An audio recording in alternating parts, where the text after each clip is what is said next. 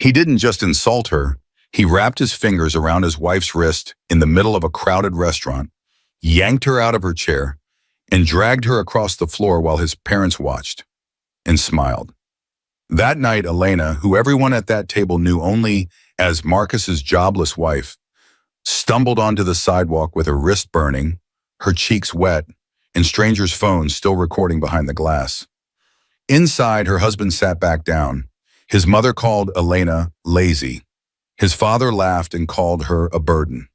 Beside them, Sophie, the pretty coworker with red lipstick, hid a satisfied smirk behind her wine glass. They thought she had no job. They thought she had no power. They thought humiliating her in public would be the end of her.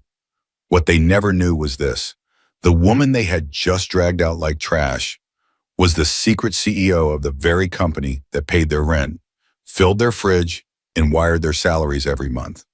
The signatures that kept Marcus's parents employed? Hers. The bonuses they bragged about? Hers. The medical coverage that saved them last winter? Hers. While they joked that she did nothing all day, she sat in a top-floor office under another name, signing papers that kept their world standing.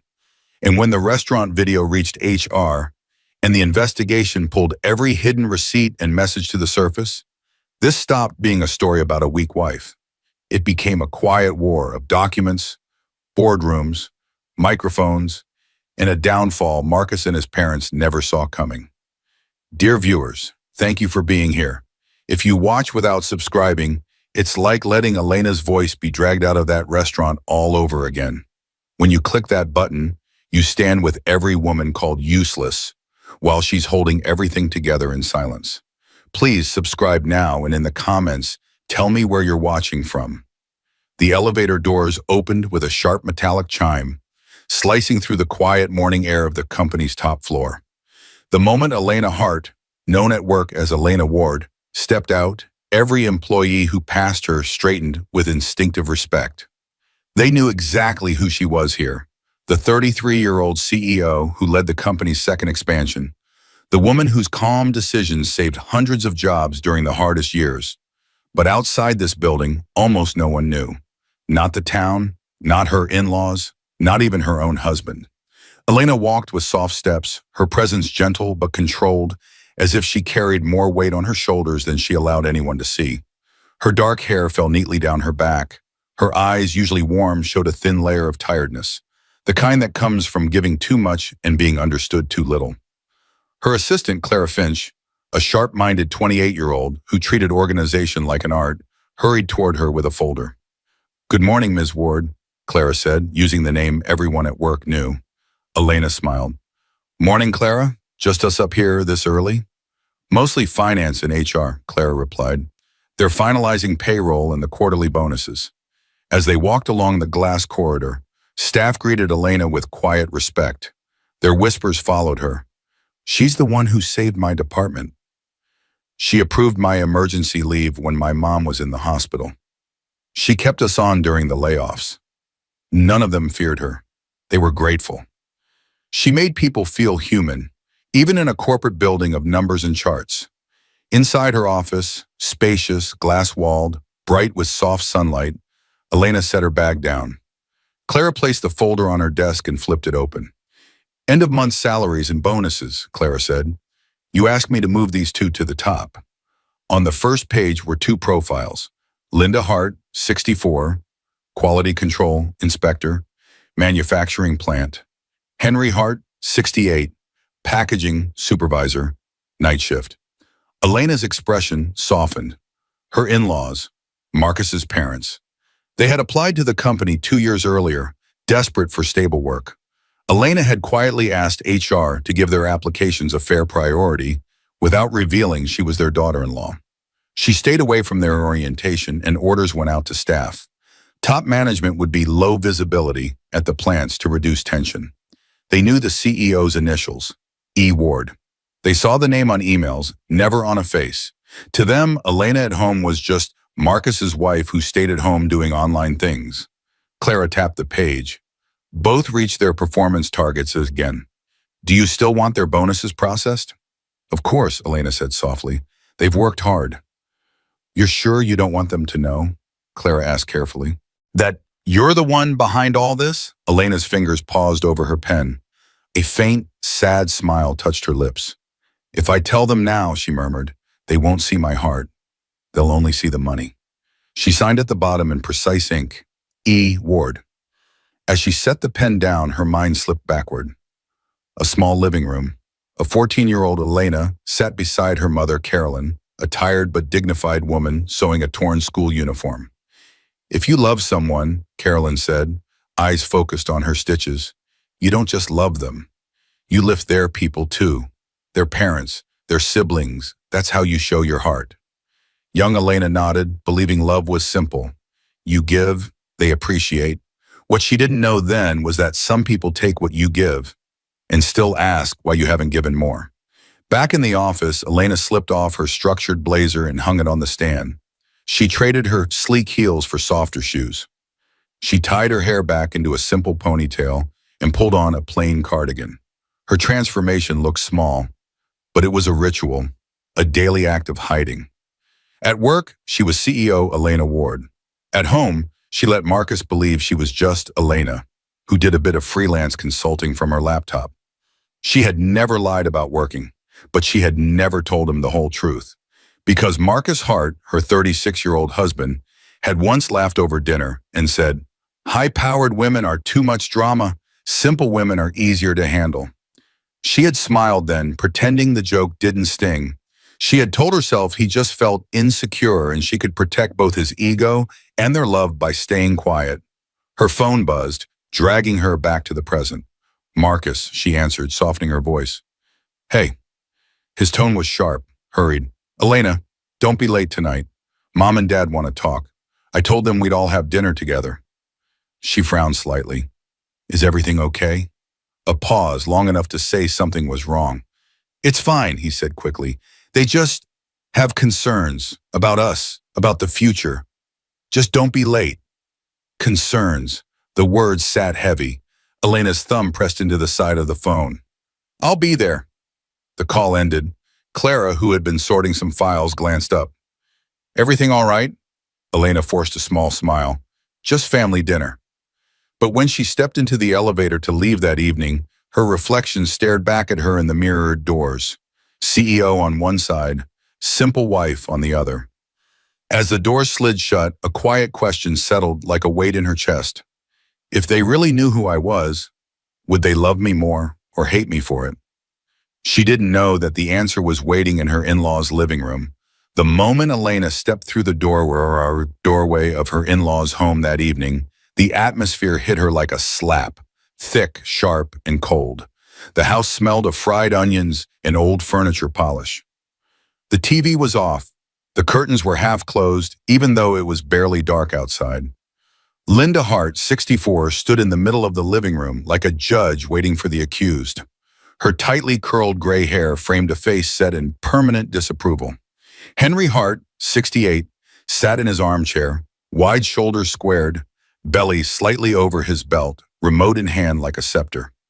Marcus was already on the couch, phone in his hand. He didn't stand up when Elena walked in. He glanced at her once, then back at his screen. The tension was immediate.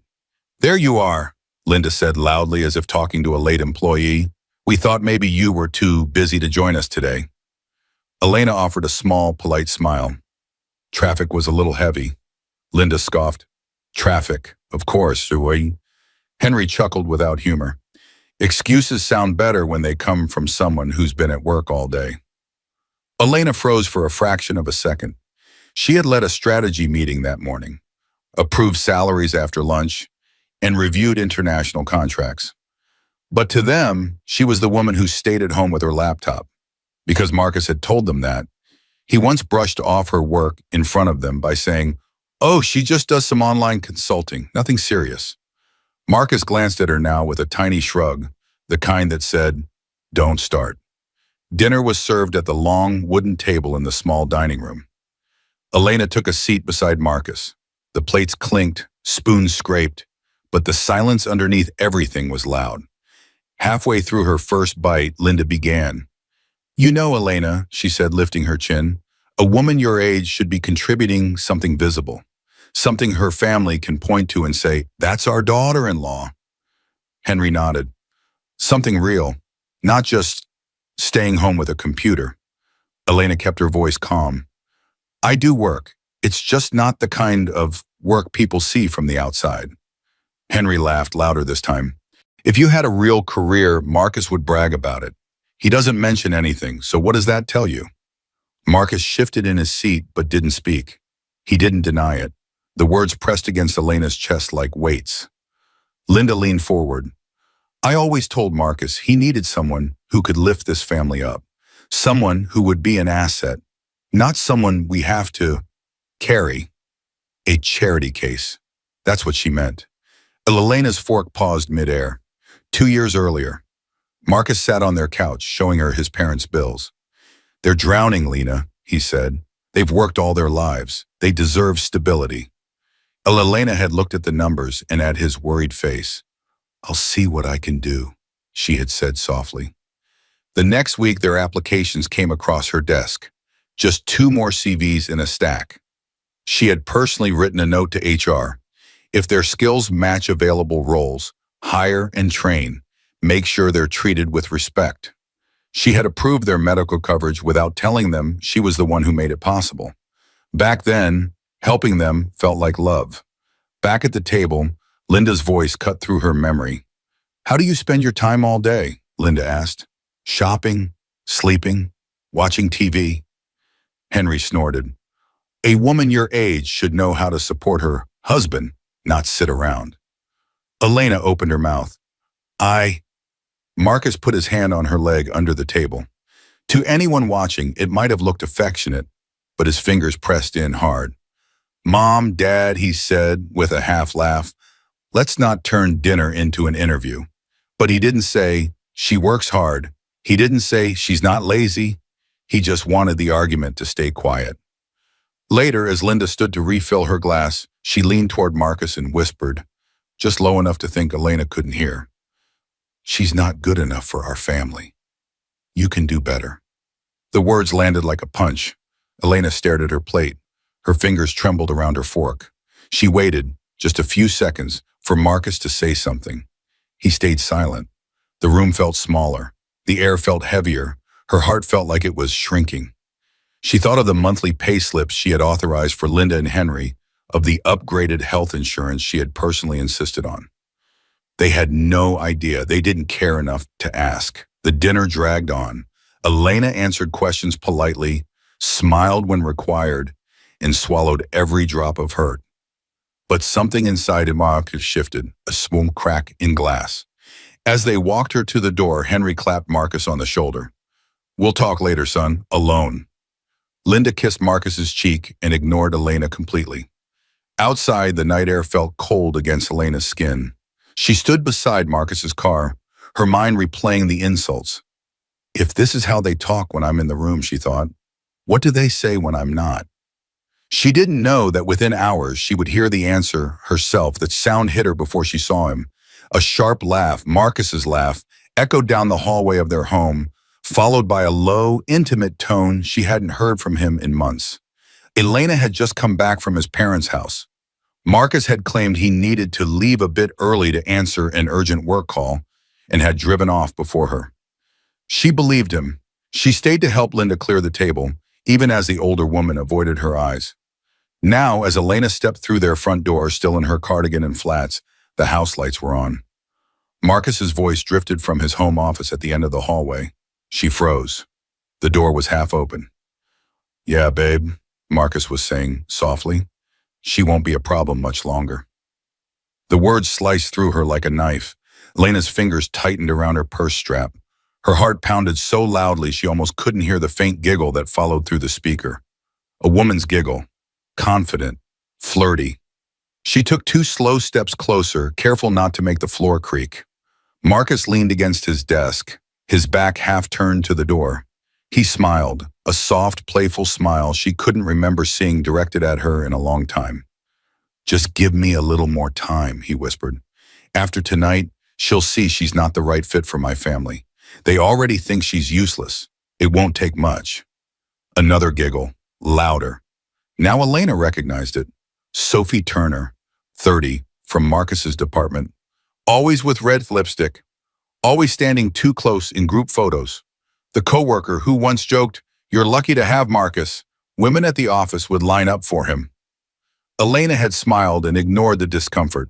Now every late meeting, every unexplained mood, every cold shoulder at home, lined up in her mind like proof. Her knees weakened. This wasn't a sudden mistake. This was planned. She pressed her back against the hallway wall, breathing quietly. Inside the office, Marcus kept talking. "Sophie, relax," he murmured. "You know I can handle her. She's soft. She doesn't even have a real job. Her parents don't like her. My parents don't like her. She'll break on her own." Her chest burned. No real job. The CEO of his company, the woman keeping his parents afloat. Footsteps sounded behind her. Elena turned quickly. Noah Jensen, 27, a coworker from Marcus's department, stood at the front door holding a slim folder. He looked surprised to see her pressed against the wall, eyes wide. "Elena," he whispered. "Marcus asked me to drop off the revised numbers before tomorrow's meeting. I didn't know you were back yet." Marcus's voice drifted out again, mocking and soft.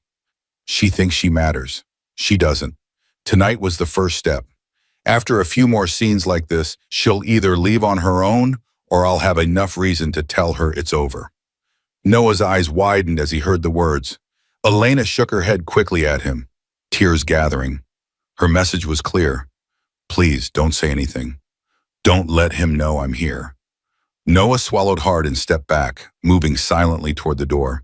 He closed it behind him as quietly as he could, leaving her alone, but now not completely unseen. There was at least one witness. Inside, Sophie's voice was faint but sharp. Elena couldn't hear every word, but she caught enough.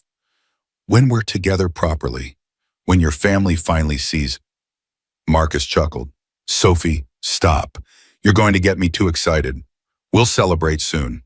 I promise." She won't see it coming. The words turned Elena's stomach. He was using the same lips that had promised to protect her, to build a future with her, to talk about destroying her in slow motion. Her throat tightened so much it hurt. She pressed her fist against her mouth to stop any sound from escaping. Her phone buzzed suddenly in her pocket. The vibration jolted her. She stepped back down the hall, away from the door, fumbling for it. A message from Clara. "Clara, board wants to schedule the end-of-quarter review. Need your approval." The contrast almost hurt. In one world, she was a wife being quietly erased. In another, she was the woman whose approval moved entire departments. Her phone buzzed again. "Clara. Also, Jonas from Internal Investigations found something odd about Marcus's department expenses. You may want to see this." Elena stared at the screen. Marcus's laugh echoed again from the office, blending with Sophie's voice. Her heart broke and hardened at the same time. There would be no begging, no chasing, no competing with a woman who sat on the other side of loyalty. She stepped away from the office door and up the stairs, moving like a ghost through her own home. By the time Marcus ended the call and walked into the hallway, she was already in the bedroom, sitting on the edge of the bed, phone in her hand, eyes dry, too shocked to cry. He would never know she'd heard everything. Not yet. But the message from Clara sat on her screen like a seed. Tomorrow, numbers and documents would start talking. The restaurant buzzed with warm chatter, clinking glasses, and soft music, the sound of people relaxing after long days. Then the Hart family walked in. Marcus had suggested the dinner that morning, his tone oddly cheerful. "Let's all go out tonight," he had said. "Mom and Dad want to smooth things over after yesterday." He'd even added, "Dress nicely, okay? I want my wife to look her best." For a moment, Elena hoped. Maybe he'd heard how cruel his parents had been. Maybe he wanted to fix it.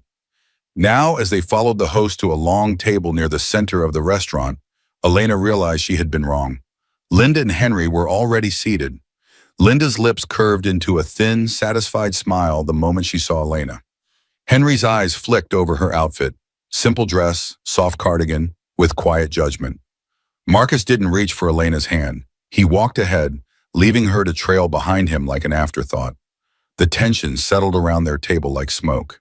"So," Linda said loudly as soon as Elena sat down, Did you sleep all day to look this tired?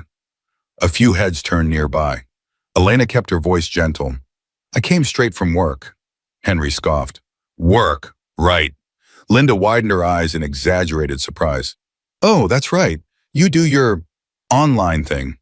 She waved her hand vaguely. It must be nice staying home with a laptop while other people have real shifts. Marcus looked at his menu and said nothing. A waitress approached then. Her name tag read Mira.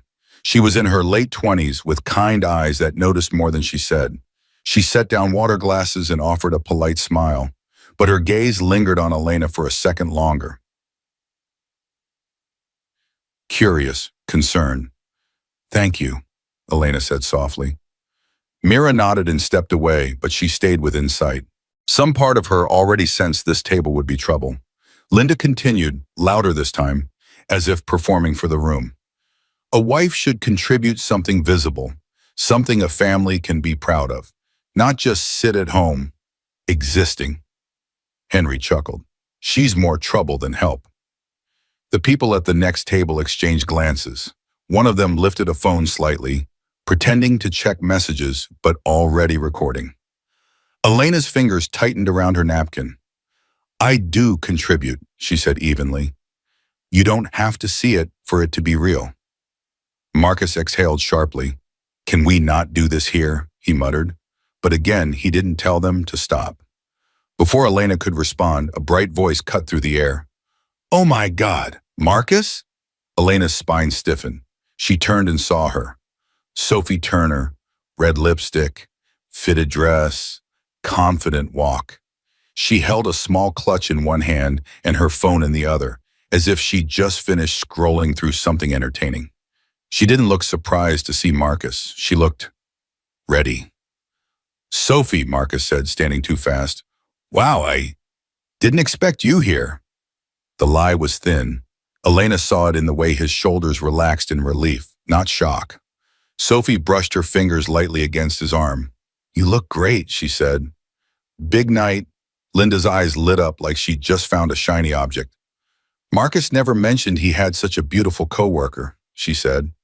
Sophie glanced briefly at Elena, eyes cool and assessing, then smiled wider at Linda. Oh, I'm just someone he sees at work. A lot. She emphasized the last two words. Mira slowed as she passed again, watching the scene unfold. Something about Sophie's presence, Marcus's posture, and Elena's silence knitted together into a picture she didn't like. Linda took it further.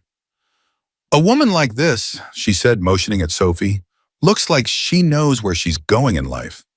She turned to Elena. You could learn a thing or two. The words sliced deeper than they knew, because Sophie didn't just know where she was going. She knew exactly whose place she was trying to take.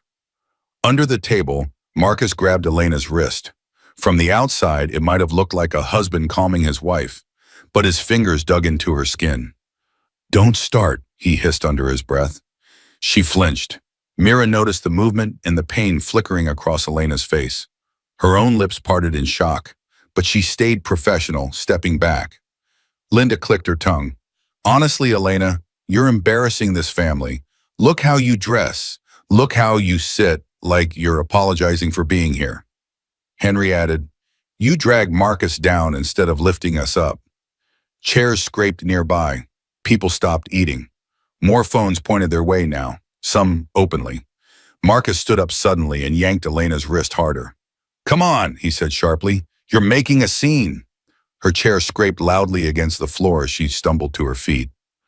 Marcus, you're hurting me, she whispered. But he didn't loosen his grip. He dragged her past tables and staring faces, past Mira, who gasped and dropped a fork, and past Ben, the restaurant manager, who stepped out from behind the counter, frowning. Sir, Ben called, is everything all right? Marcus didn't answer. He pulled Elena out through the glass doors and onto the cold sidewalk. The air outside hit her like ice. He let go so abruptly she almost fell. Go home, he snapped. You're ruining everything. Ruining what? Elena asked, voice shaking. Your image? Your performance? Marcus's jaw tightened. For a second, guilt flashed across his face. Then it vanished.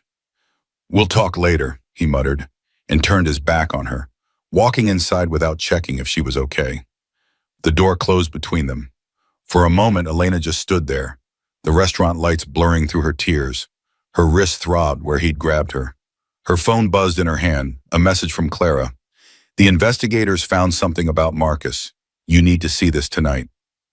Elena stared at the glowing screen, breathing hard.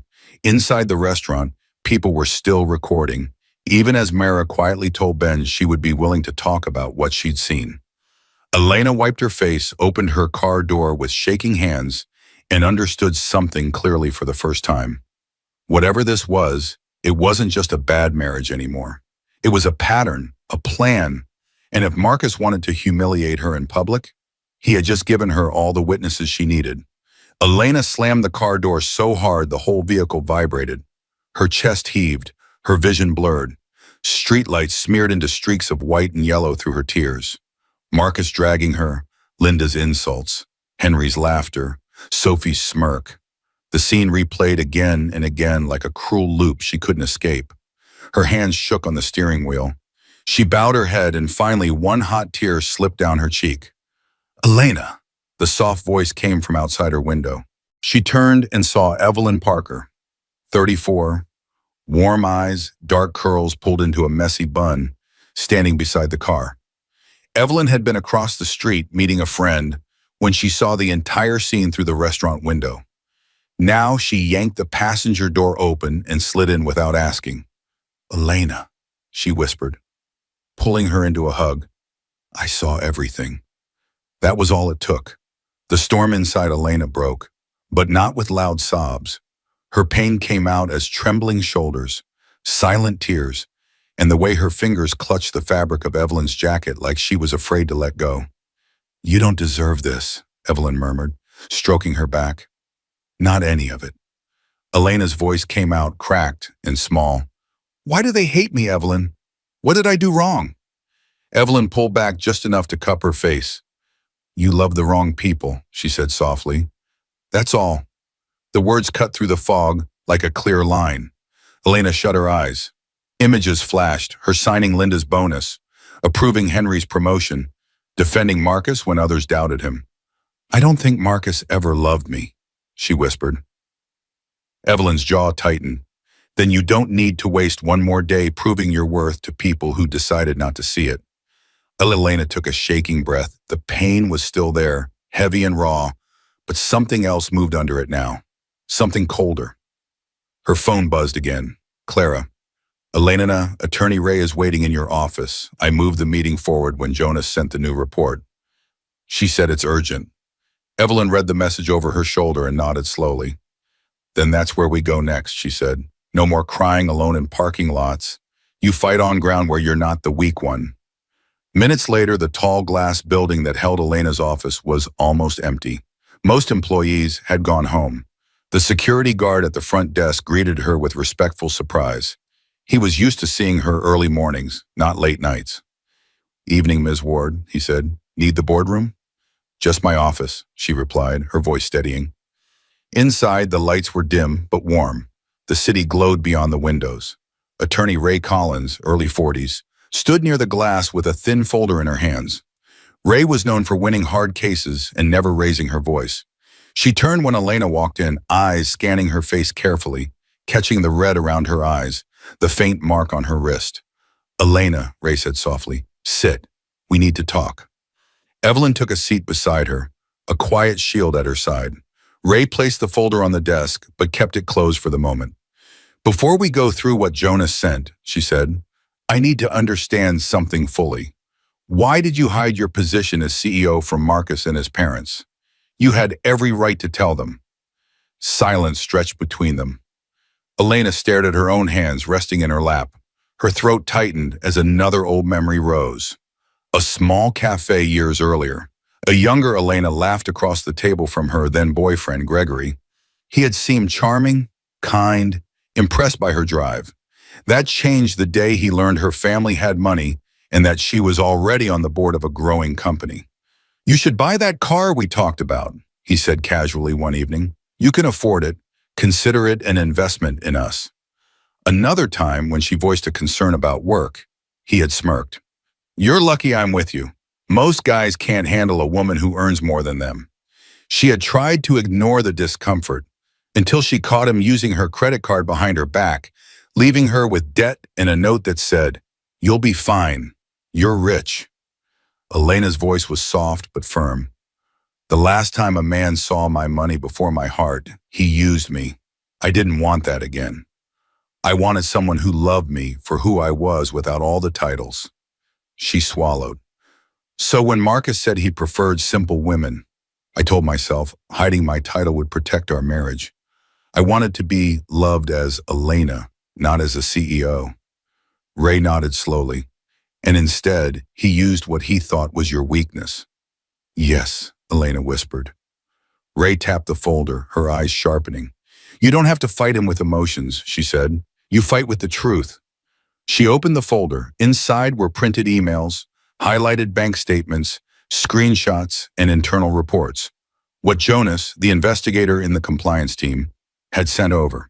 On the top page, bold letters read, "Preliminary evidence. Marcus Hart and family." Elena's breath caught. "This is only the beginning," Ray said quietly. "Jonas is on his way with the rest. You need to be ready, Elena.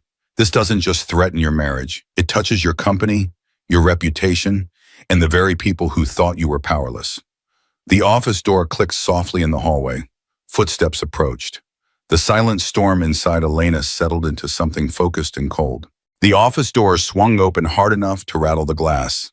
Elena flinched, then looked up. Jonas Hale, 38, stepped inside.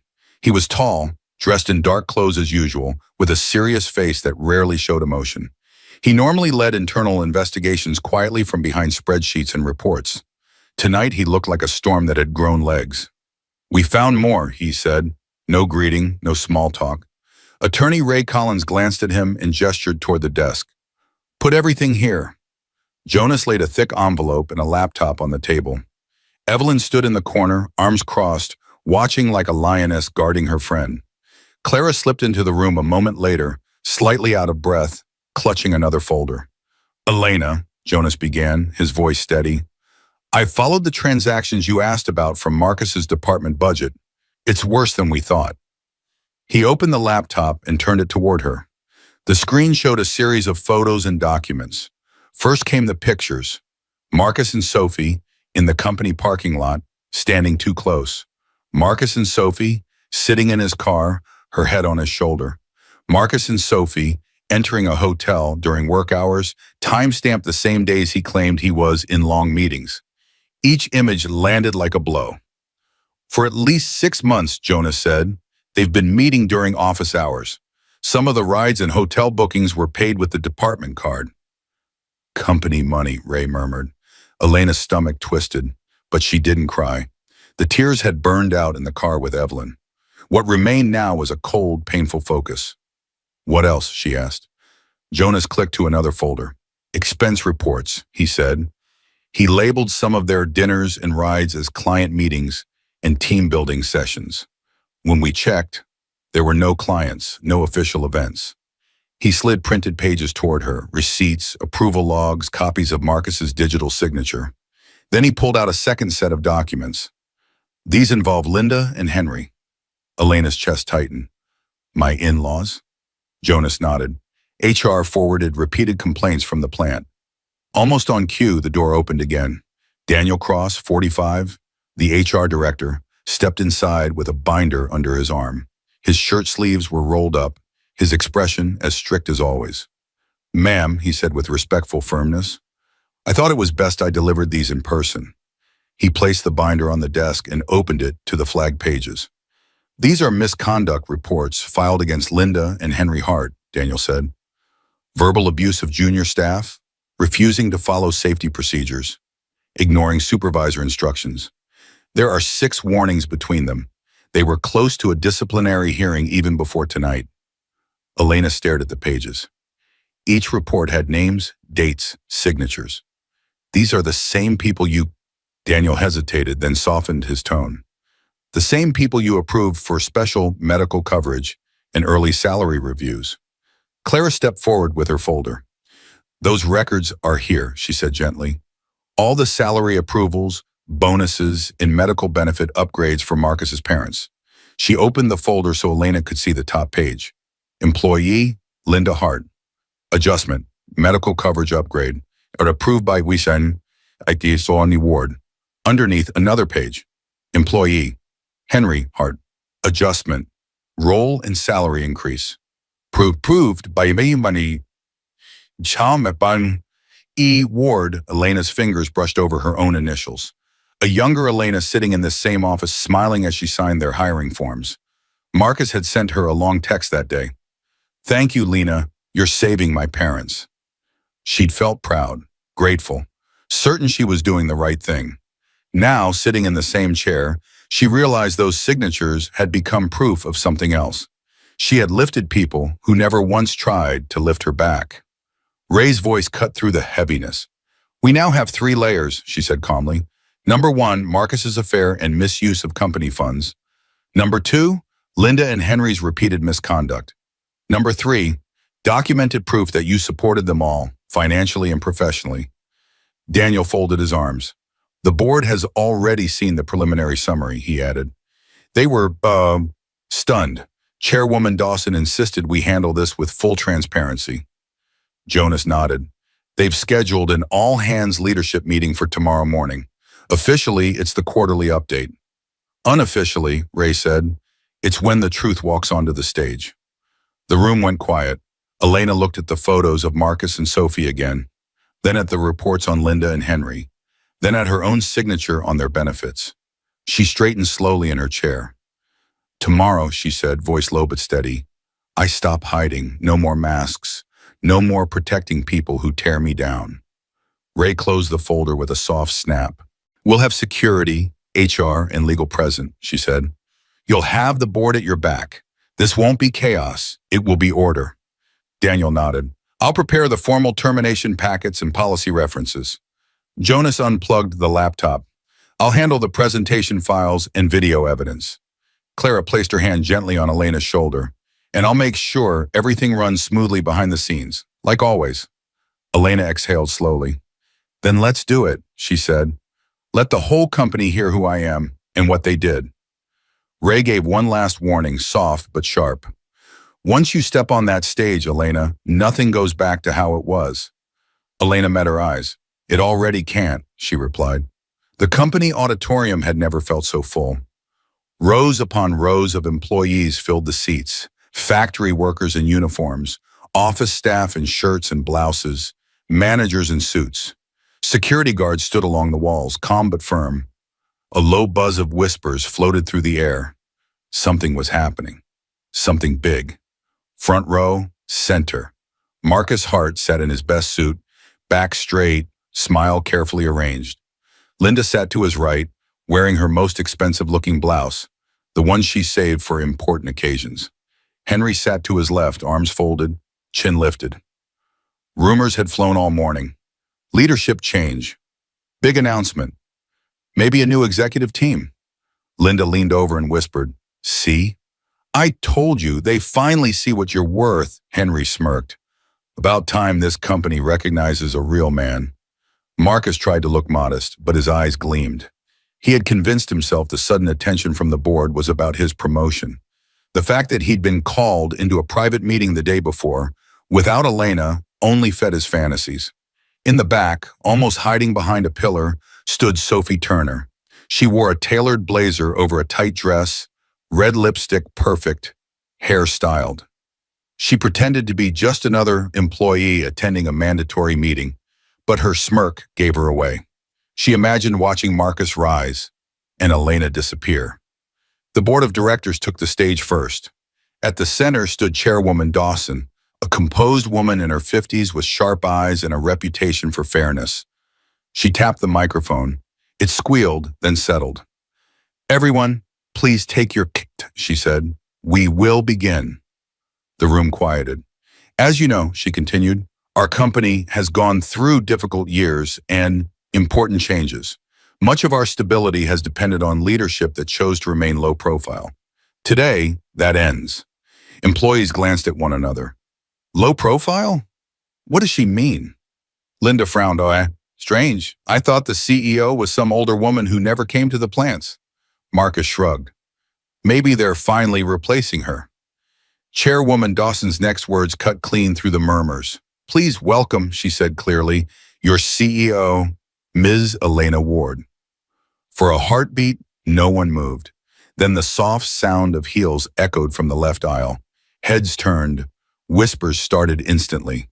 Isn't that Marcus's wife? What is she doing? I thought her name was Hart, not Ward. Marcus's smile cracked. His eyes widened as he saw Elena walking calmly toward the stage. She wore a simple but elegant navy dress. Her hair was neatly pulled back. Her face was calm, almost too calm. Beside the stage, Ray stood with files. Jonas waited near the projector. Clara stood just off to the side, a quiet anchor. Chairwoman Dawson stepped aside and gestured to Elena with genuine respect. Miss Ward, she said, the floor is yours. Elena took the microphone. For a moment, she simply looked at the crowd, hundreds of people whose paychecks she had personally approved for years. Many recognized her face from brief encounters in hallways or from distant glimpses, never realizing who she truly was. She inhaled once, slowly. For years, she began, voice steady and clear, I chose to lead quietly. On paper, I am Elena Ward, the CEO of the holding company that owns this plant and its departments. The big screen behind her lit up with her official profile. Elena Ward, Chief Executive Officer. Her photo, her credentials, her signature. Murmurs exploded. But outside this building, she continued, I am known by another name. The name I took when I married. The screen shifted. Wedding photos appeared. Elena in her dress, Marcus smiling beside her, Linda and Henry posing in the background. Elena Hart, wife, daughter-in-law. The room fell silent. Marcus shot to his feet. What is this? He shouted. This isn't... Security moved slightly closer to his row, not touching him, just a presence. Elena didn't raise her voice. Marcus, she said calmly, you've been working in this company for years without knowing the woman who signed your paycheck lived in your house. A stunned silence. Ray signaled to Jonas. The first documents appeared on the screen. Employment contracts for Linda Hart. Employment contracts for Henry Hart. Each one stamped with Approved Approved Ward. Next, salary increases. Bonus approvals. Medical coverage upgrades. Beside each, her initials. Linda's mouth fell open. Henry's hand trembled on his knee. Chairwoman Dawson spoke into her own mic. For the record, these approvals were made out of personal concern from the CEO without any obligation. They were acts of kindness. Elena continued, I did this because I believe love meant lifting the people my husband loved. Her eyes found Marcus in the front row. But while I was supporting his parents at work, she said, this is how they spoke about me at home. The screen changed. HR misconduct reports appeared, summarizing Linda and Henry's harassment of staff, refusal to follow rules, and finally the restaurant incident, fully documented now by witness statements from Mira and Ben. Soft gasps rippled through the room. And while I paid their salaries, Elena said, her voice tightening only slightly, this is what my husband was doing with another employee during work hours, using company funds. Photos of Marcus and Sophie flashed onto the screen, holding hands, in his car, outside a hotel. Company credit card statements followed, with highlighted entries. Sophie's face drained of color. She took a step back, only to find a security guard blocking her path. In the back, Noah Jensen watched silently, jaw clenched, finally seeing the bigger picture he'd only caught pieces of. The noise in the auditorium rose. Shocked whispers, angry mutters, soft curses. Elena's voice cut through it. You called me lazy, she said, looking straight at Marcus's parents. You called me a burden. You planned to push me out of this family while living off the company I built and controlled. She turned back to the crowd. I stayed silent for too long. That ends today. Chairwoman Dawson stepped forward again. Given the evidence you've just seen, she said, our HR director will now address the employment consequences. Daniel Cross walked to the microphone holding a binder. Two security guards stepped into the aisle, stopping behind Marcus's row. The room held its breath. This, Elena said softly into the mic, is only the beginning. The guards took one step closer to Marcus. The air in the auditorium snapped. Marcus spun around in his seat as the two security guards stopped directly behind him. He shot to his feet, face pale. What are you doing? He demanded. Get away from me. The guards didn't touch him. They just stood there waiting for the signal. At the front of the stage, HR Director Daniel Cross adjusted his glasses and opened his binder. His voice, when he spoke, carried easily. Marcus Hart, he announced, based on the internal investigation, financial review, and conduct reports, your employment with this company is terminated, effective immediately. Gasps rippled through the audience. Linda clutched Marcus's arm. Terminated? For what? He works harder than half the people here. Daniel didn't flinch. Misuse of company funds, fraudulent expense reports, conflict of interest with a subordinate, harassment of a senior executive. Our CEO, he flipped a page. All documented, all signed. Henry bolted to his feet as well. You can't fire our son like this. This is public humiliation. Daniel looked at him calmly. The humiliation began when your son dragged our CEO across a restaurant in front of witnesses. Murmurs grew louder. Phones had been up since the moment Elena walked on stage. Now they recorded every second. Linda turned to Elena, eyes flashing. Tell them this is a mistake, she shrieked. Stop them! You owe us that much after everything we did for you. Elena's expression remained steady. I owe you nothing, she said quietly. You chose your actions. Now you face the results. Daniel turned a page. As for Linda and Henry Hart, he continued, your employment is also terminated. The room went utterly silent. Multiple misconduct reports, Daniel read. Bullying junior staff, ignoring safety protocols, disrupting supervisors and refusing instructions. Final violation, public harassment of the CEO, and behavior that damages the company's reputation. Linda's jaw dropped. Henry's shoulders slumped as if someone had cut the strings holding him up. This is revenge, Linda shouted. You're doing this because she's angry. This is personal. Chairwoman Dawson stepped to the mic, her tone firm. On the contrary, she said, the board reviewed this evidence before this meeting. We made our decision yesterday based on policy, not emotion. At the back, Sophie tried to edge along the wall toward the exit. A guard stepped in front of her, blocking the way. Let me go, she snapped. I work here, but I'm not part of this. Jonas approached with a USB drive in hand, voice calm. Actually, he said, you are. He looked up at the projectionist and nodded. New screenshots appeared on the screen. Bank transfers from Marcus's personal account to Sophie's. Several large amounts. Regular dates. Payments, Jonas said, in exchange for silence. And another set of screenshots filled the screen. Sophie's messages.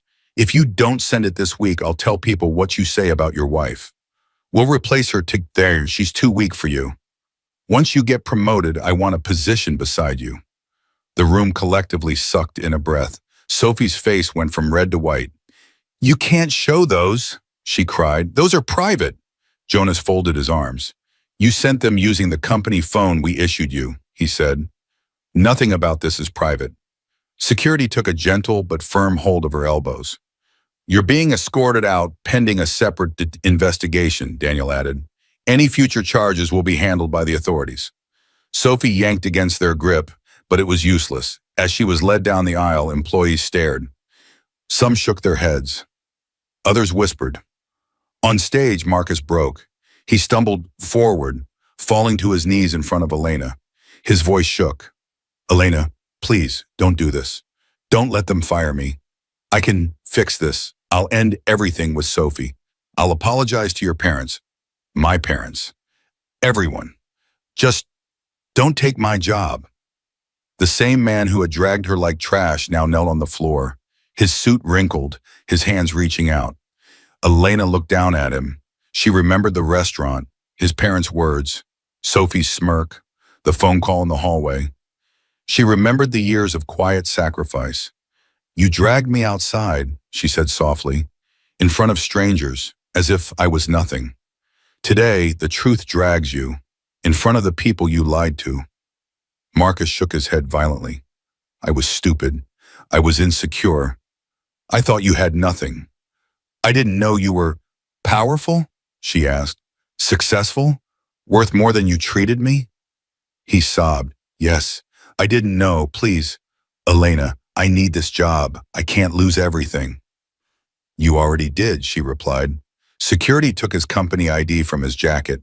The little plastic card that had once made him feel important now slid away like nothing. Linda screamed, You heartless woman! You destroyed our family! Elena turned to her slowly. I gave your family everything, she said. You destroyed yourselves. Security escorted Marcus, Linda, and Henry to the exit. Every step they took was watched, filmed, remembered. The doors closed behind them with a heavy thud that echoed through the hall. Elena stood alone at the center of the stage, surrounded by evidence and silence. Ray stepped beside her and lowered her voice. The company part is done, she whispered. Now we take this to court. For your protection. For closure. Elena nodded once. The auditorium, the brunch, the titles, those were one side of the story. The law was waiting on the other side. The judge's gavel slammed down so hard that everyone in the courtroom jolted. Order, Judge Carter barked. His voice carried the weight of years on the bench. The room buzzed with quiet tension. The company videos had gone viral in town. Workers who couldn't attend followed updates online. But here, inside these walls, there were no phones allowed. Just people, evidence, and consequences. On the left side sat Marcus Hart at the defendant's table. His hair was unstyled, his tie crooked. The arrogance was gone, replaced by a hollow, frightened look. His hands shook as he gripped the edge of the table. On the right sat Elena. She wore a simple navy dress, no flashy jewelry, no dramatic makeup. Just steady eyes and a calm posture that came from accepting pain and deciding what to do with it. Beside her stood attorney Ray Collins, calm as ever, files organized in front of her. Today wasn't about his job.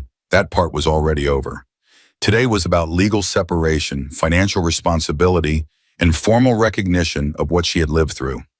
Judge Carter looked over his glasses. We are here to address Mrs. Hart's petition for legal separation, property arrangements, and protective orders, he said. I have reviewed the written submissions. Counsel, proceed. Ray rose, smoothing the front of her jacket. Your Honor, this case is straightforward, she said. We will not waste the court's time. She nodded to the bailiff, who dimmed the lights slightly. Ben, the restaurant manager, sat at the witness stand, a USB drive in his hand. The judge allowed the video to play on a large screen mounted for evidence. Every second passed slowly. Marcus grabbing Elena's wrist, Linda mocking her, Henry laughing, Sophie sitting back, entertained, Marcus dragging Elena through the restaurant, Mira's shocked face, phones filming. The video ended with Elena alone on the sidewalk, clutching her arm. Soft gasps echoed around the room. Marcus buried his face in his hands. It wasn't that bad, he stammered. The camera makes it look worse. We were just arguing. Judge Carter's expression hardened. You call that just arguing? Ray called her witnesses.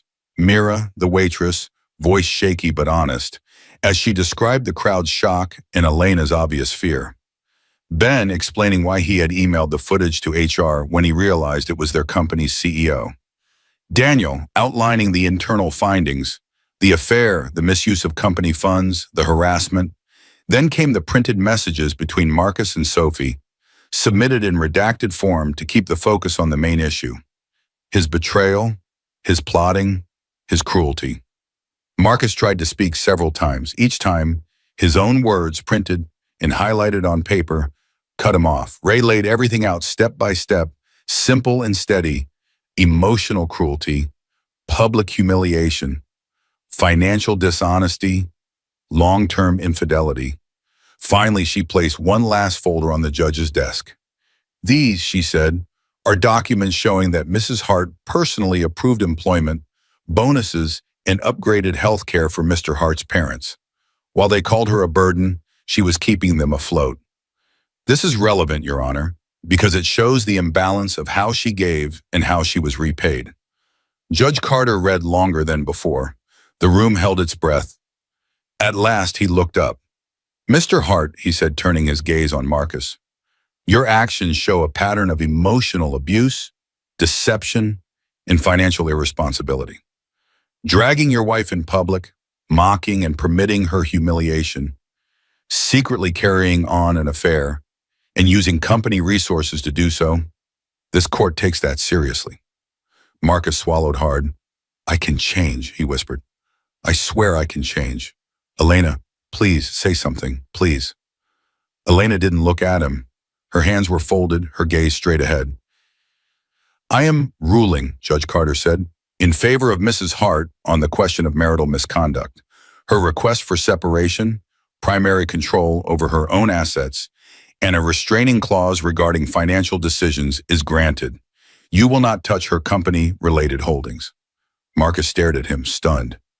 You're taking everything from me, he rasped. No, the judge replied. You did that yourself. Ray rose smoothly.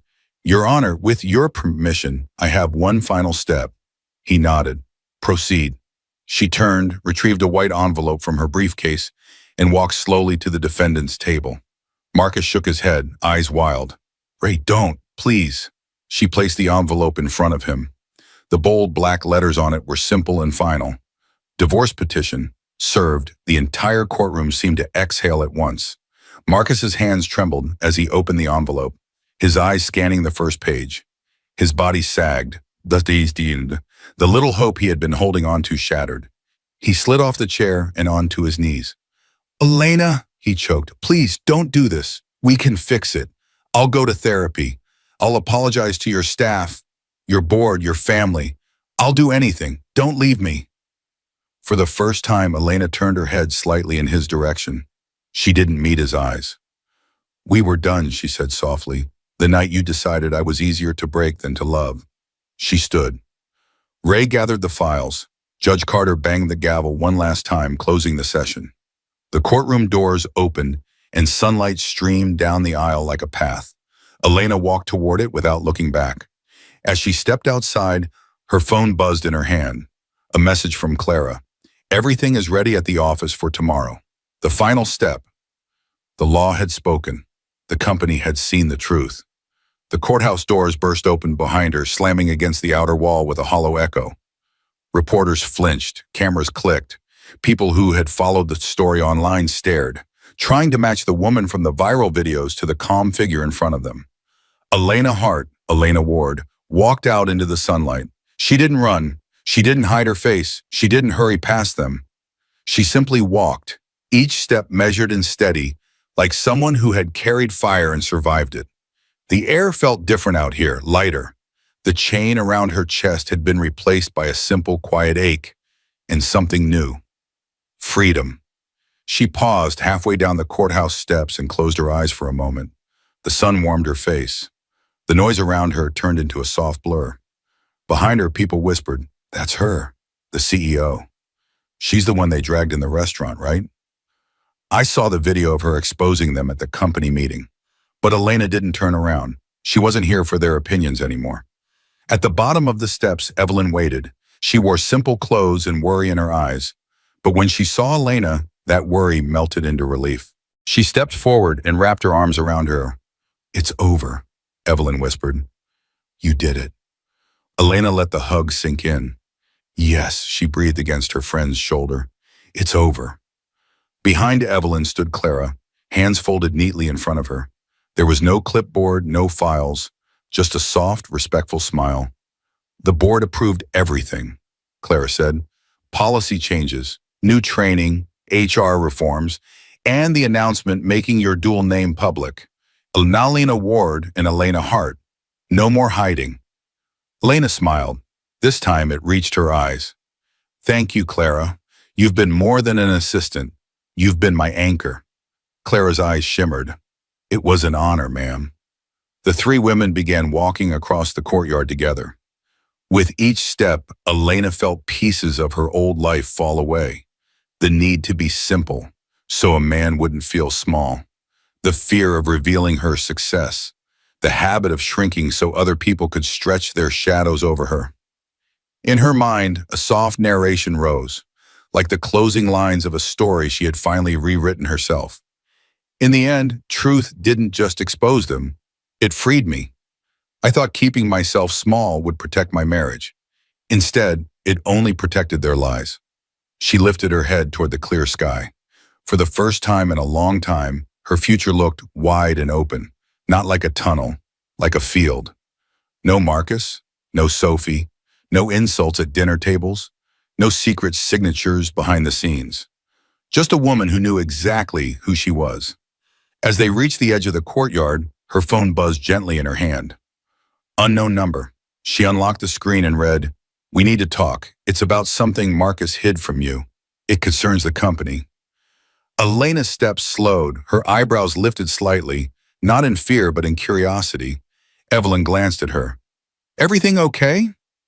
Elena slid the phone back into her purse. The corner of her mouth lifted. "Yes," she said quietly, "but it seems the truth isn't finished talking yet."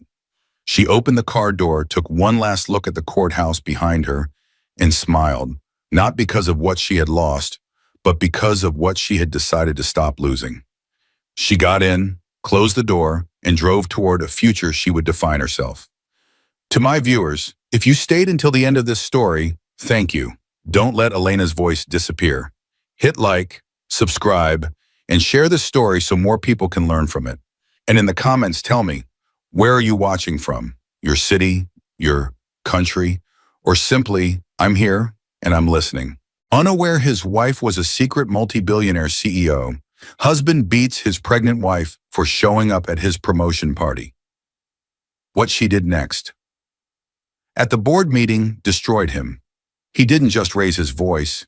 He wrapped his fingers around his pregnant wife's wrist in the middle of his promotion party, dragged her behind a marble pillar, and hissed that she was too plain to be seen with him in front of his coworkers.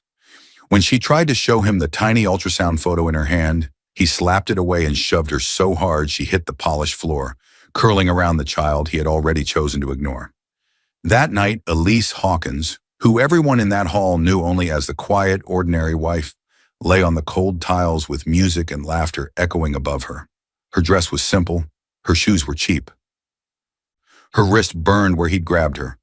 Across the room, his mistress smoothed his tie, and his colleagues pretended not to see. He thought she had nowhere to go. He thought she had no power.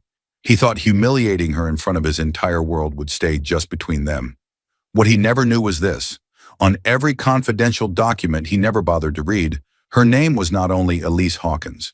Legally, she was still Elise Vivian Laurent, the hidden owner behind the very corporate group his precious company belonged to. For years, her signature had quietly approved budgets, promotions, and expansions, while he bragged about impressing some invisible CEO he'd never met. The same night Daniel raised a glass to his bright future, security footage of his violence was already being copied. Internal audits with his name on them were being opened, and an emergency legal file was being built around the bruise on Elise's wrist and the heartbeat she had protected on that floor. As she whispered, "I'll protect you," to the child in her womb, a different version of her name was being spoken in closed rooms he never knew existed. "Bring this to Ms. Laurent. She needs to see everything." From that moment, this was no longer a story about a quiet, helpless wife. It became a silent war, one fought with board meetings, legal documents, recorded video, and a level of power Daniel had mocked for years without knowing it was sleeping in his own bed. Dear viewers, thank you for being here. If you watch without subscribing, it's like letting Elise's voice disappear under that party music. When you click that button, you stand with every woman who was told to stay quiet, every child protected by a mother who finally chose herself, and every heart that refused to stay small.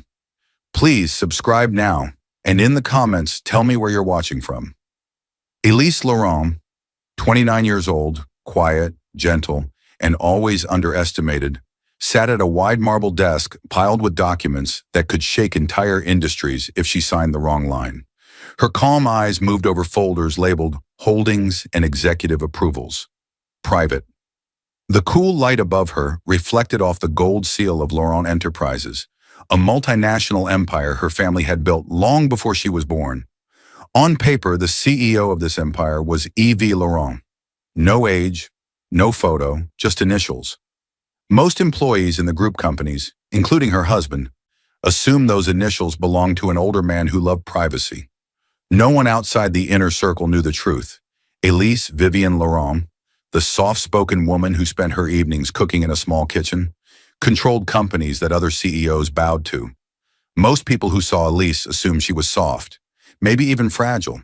They never imagined that behind her simple clothing and soft voice stood a woman who could quietly freeze a whole division's budget with one email. She had inherited the empire at 23 after her parents died in a quiet tragedy that only the board and investors knew about. Her father had raised her with one rule: power means nothing if you can't protect the ones you love. That single sentence shaped her entire life. Her father, Adrien Laurent, had been strict but compassionate. He used to take her into boardrooms when she was just a child, letting her sit in the head chair while explaining how the world moved. Elise remembered watching him sign contracts worth millions, yet he always paused to tell her, "Money builds walls, but love keeps you human." When he died, Elise promised herself she would never lose her humanity. So instead of living in a mansion or flaunting her wealth, she moved into a modest home under a quieter name. In public corporate documents, she was Evie Laurent. In personal life, she went by Elise Laurent, and after marriage, most people simply knew her as Elise Hawkins. Her husband, Daniel Hawkins, worked at Metroline Dynamics, one of Laurent Enterprises' many subsidiaries. The Metroline contracts he bragged about at home were approved by Evie or Laurent, and he never once asked who that truly was. He had seen the last name Laurent on a few internal memos, but he always shrugged and said, "Rich people and their empires," then changed the subject. He never questioned it. He never cared to. And Elise thought that meant he loved her for her, not for what she owned. She clung to that belief every day. Vivian Clark, 41, Elise's personal assistant and the only person allowed to visit her private home office, stepped in. Vivian had worked with Elise's father before serving Elise. She was sharp, organized, and fiercely loyal.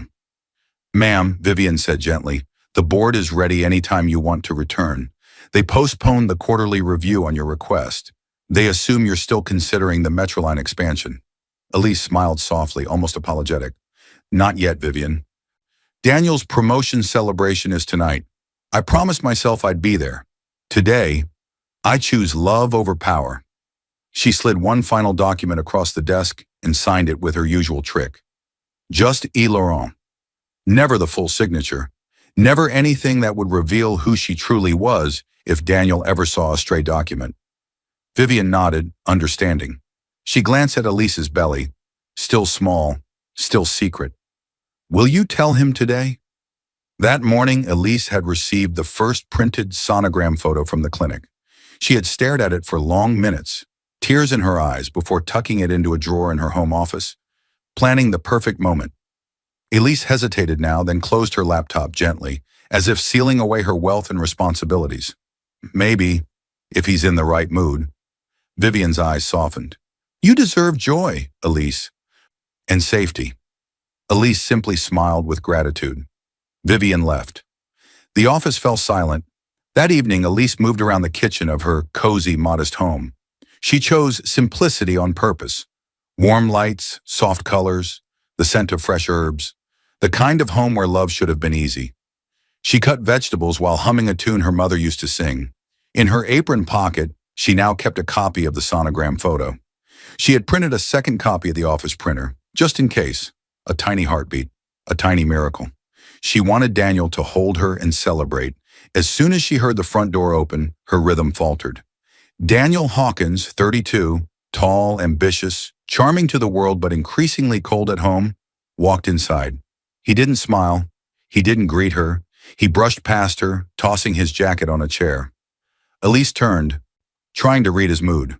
"Hi, love. Dinner's almost ready." He waved her off. "Not now, Elise. I've had a long day. Don't make it worse." Her chest tightened, but she said nothing. She swallowed her words like she always did. He didn't look at her. He didn't notice her fingers trembling on the knife handle.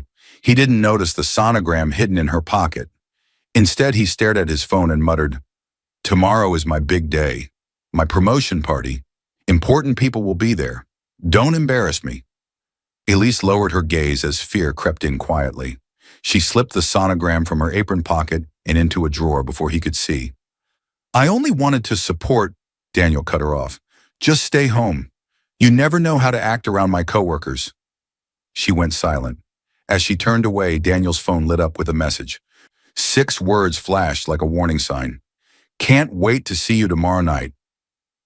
M. A woman's name followed, and Elise froze. The crack in their marriage had just opened, and scene 2 would show how wide it really was.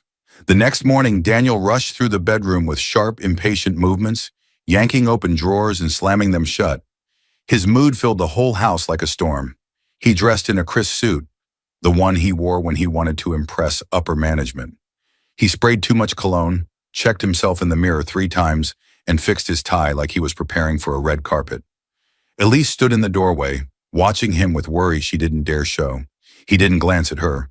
His phone buzzed on the dresser. He snatched it quickly, but the screen lit bright enough for her to catch a message preview. Don't forget that tie I picked. See you tonight. Ma'am. The words hit Elise like cold metal. A woman's message. Too familiar. Too excited. For a split second, guilt flashed across Daniel's face. Quick, human, almost soft. Then it hardened into arrogance, like he had decided he deserved whatever this meant. He noticed Elise looking. Don't start, he snapped, slipping the phone into his pocket. It's nothing. But nothing usually didn't pick out a tie. Daniel adjusted his collar. I have a big night ahead. Promotion, important guests. Don't make anything difficult. He brushed past her, again like she was in his way, not his wife. The door slammed behind him. Silence rushed into the room. Elise stood there, replaying the message in her mind. Her heart wasn't only breaking, it was slowly admitting what it had tried to deny. She sat on the edge of the bed, her hand drifting to her stomach. It's okay, she whispered to the little life inside her. I'll protect you. But the room felt colder today, as if it already knew protection wouldn't be easy. Later that morning, Elise decided to bring Daniel his lunch, an old habit from better days. In the past, he had smiled when she showed up at his office. Maybe if she reminded him of those times, he would soften. Maybe the message from M was only a misunderstanding. She held on to that thin hope. Daniel's building was tall and polished, with a glass logo that read, Metroline Dynamics. A Laurent Group company in small letters at the bottom. He had once pointed at the tiny Laurent and joked, some billionaire family owns everything, then gone back to bragging about his promotion track. On the 12th floor, the air smelled like coffee and pressure. Men and women rushed through hallways with laptops and nervous smiles. Elise stepped out of the elevator holding a simple lunch bag. She stopped when she heard Daniel's voice. She didn't want to eavesdrop. She almost walked away. But then she heard her own name. Mark Tanner, 34, Daniel's co-worker and the office gossip, laughed loudly near the hallway corner. Promotion party tonight, man. Big night. Your wife coming? Daniel scoffed, a sound Elise had never heard from him before. It wasn't playful. It was cruel. She? He said. God, no. Elise doesn't fit in with these events. Too plain. Too simple. You know what I mean. Mark smirked. That girl M is coming, right? Daniel glanced around, lowering his voice, but not enough. She better. She understands me more than Elise ever will. Something inside Elise cracked, not loudly but painfully. Her fingers tightened around the lunch bag until it crinkled. She stepped back before either man could see her. The humiliation burned, but she stayed very still, letting the truth settle in her chest like a stone. When she finally collected herself, she turned and walked toward the elevator, moving carefully, breath trembling. Just as the doors closed, her phone buzzed. Appointment reminder, obstetric scan today, 3:45 p.m. She stared at the message. This should have been the day she shared joy with her husband. Told him he would be a father. Let him hear their baby's heartbeat.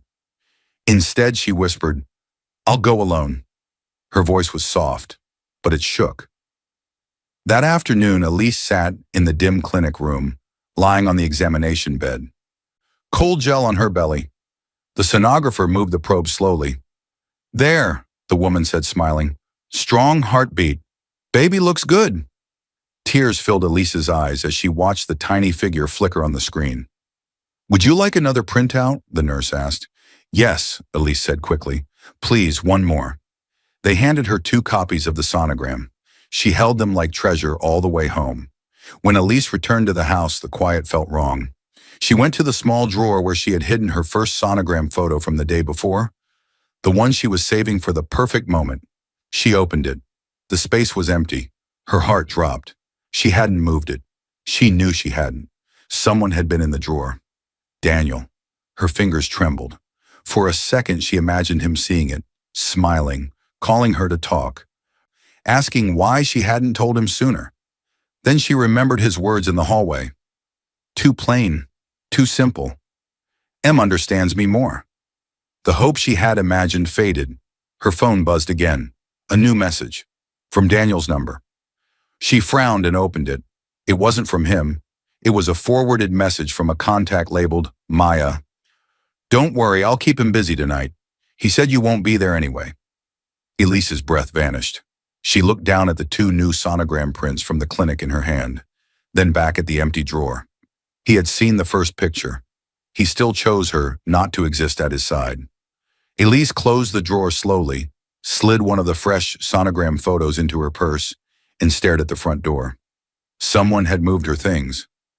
Someone had taken the first proof of her baby and thrown away the moment she dreamed of. Elise yanked open her wardrobe with trembling hands, pulling out a soft, elegant dress she had been saving for a special moment. She never cared much about outfits or fancy events, but tonight she wanted to look beautiful. Not for Daniel's ego, but to remind herself that she still mattered. She laid the dress on the bed and smoothed the fabric, trying to quiet the storm in her chest. Her purse lay beside it, one sonogram photo tucked safely inside. Her phone buzzed. Vivian's name flashed on the screen. Elise! Vivian's warm voice filled the room. Are you going tonight? Elise swallowed. I think so. That dress you showed me last month? The blue one? Vivian said gently. Wear it. He should see who he almost lost when he chose his career every time. Elise forced a small smile, even though Vivian couldn't see it. I hope he'll just... Listen. Vivian's voice softened. You are the kindest person I know. He's lucky to have you. But Elise couldn't shake the weight pressing on her chest. The texts, the laughs he shared with Maya, the empty drawer. Thank you, Vivian, she whispered and ended the call. She turned toward the vanity, ready to do her makeup when, ding! Elise froze. Her laptop, sitting on the small desk in the corner, lit up with a notification bubble. She had allowed message syncing long ago so her own phone could back up to the laptop. When Daniel's phone broke months earlier, he had quickly logged his messaging app into the same laptop, just for backup. He never logged out. Another ding. Elise frowned and walked slowly toward the laptop. A chat window popped open by itself. New messages arriving in real time. The name at the top glowed. Maya. Her heart pounded. Maya. Your wife still thinks tonight is about her? Another message. Daniel. She won't come. I told her she doesn't fit in with my world. Elise's hands went cold. More messages poured in. Maya. Good. I want you to myself. Wear the tie I bought you. Daniel replied. Already wearing it. You always make me look like I belong up there. A video appeared next. Elise hesitated, but her finger moved almost on its own. She clicked. The clip opened. There was Daniel, in an elevator, his hands around Maya's waist. She recognized the Metroline office building walls. They weren't drunk. They weren't arguing. They were laughing. He kissed Maya like he loved her. Maya wrapped her arms around his neck and whispered, She has no idea, does she? The video ended. Elise didn't scream. She didn't throw the laptop. She simply lowered herself onto the edge of the bed, her hands in her lap, shaking. Her eyes blurred, but she didn't look away from the frozen screen. Everything she feared, everything she tried to ignore, everything she prayed was just her imagination, was real. Another message appeared beneath the video. Maya, if she finds that baby picture again, just tell her you tossed it because it stressed you out. She'll believe anything. Elise's throat tightened, so he had seen the first sonogram. He had thrown away their baby's picture, and then gone to kiss someone else. Her hand drifted to her stomach. I won't let this hurt you, she whispered to her unborn child. Not again. Not like this. Her breathing slowed. Her heartbeat, though shaking, began to focus. She looked at the dress on the bed, then at her purse where the second sonogram lay waiting. Her eyes changed. Not weak, not confused, just very, very clear. She stood, took a steady breath, and slipped into the dress. Each movement felt like she was putting on armor instead of fabric.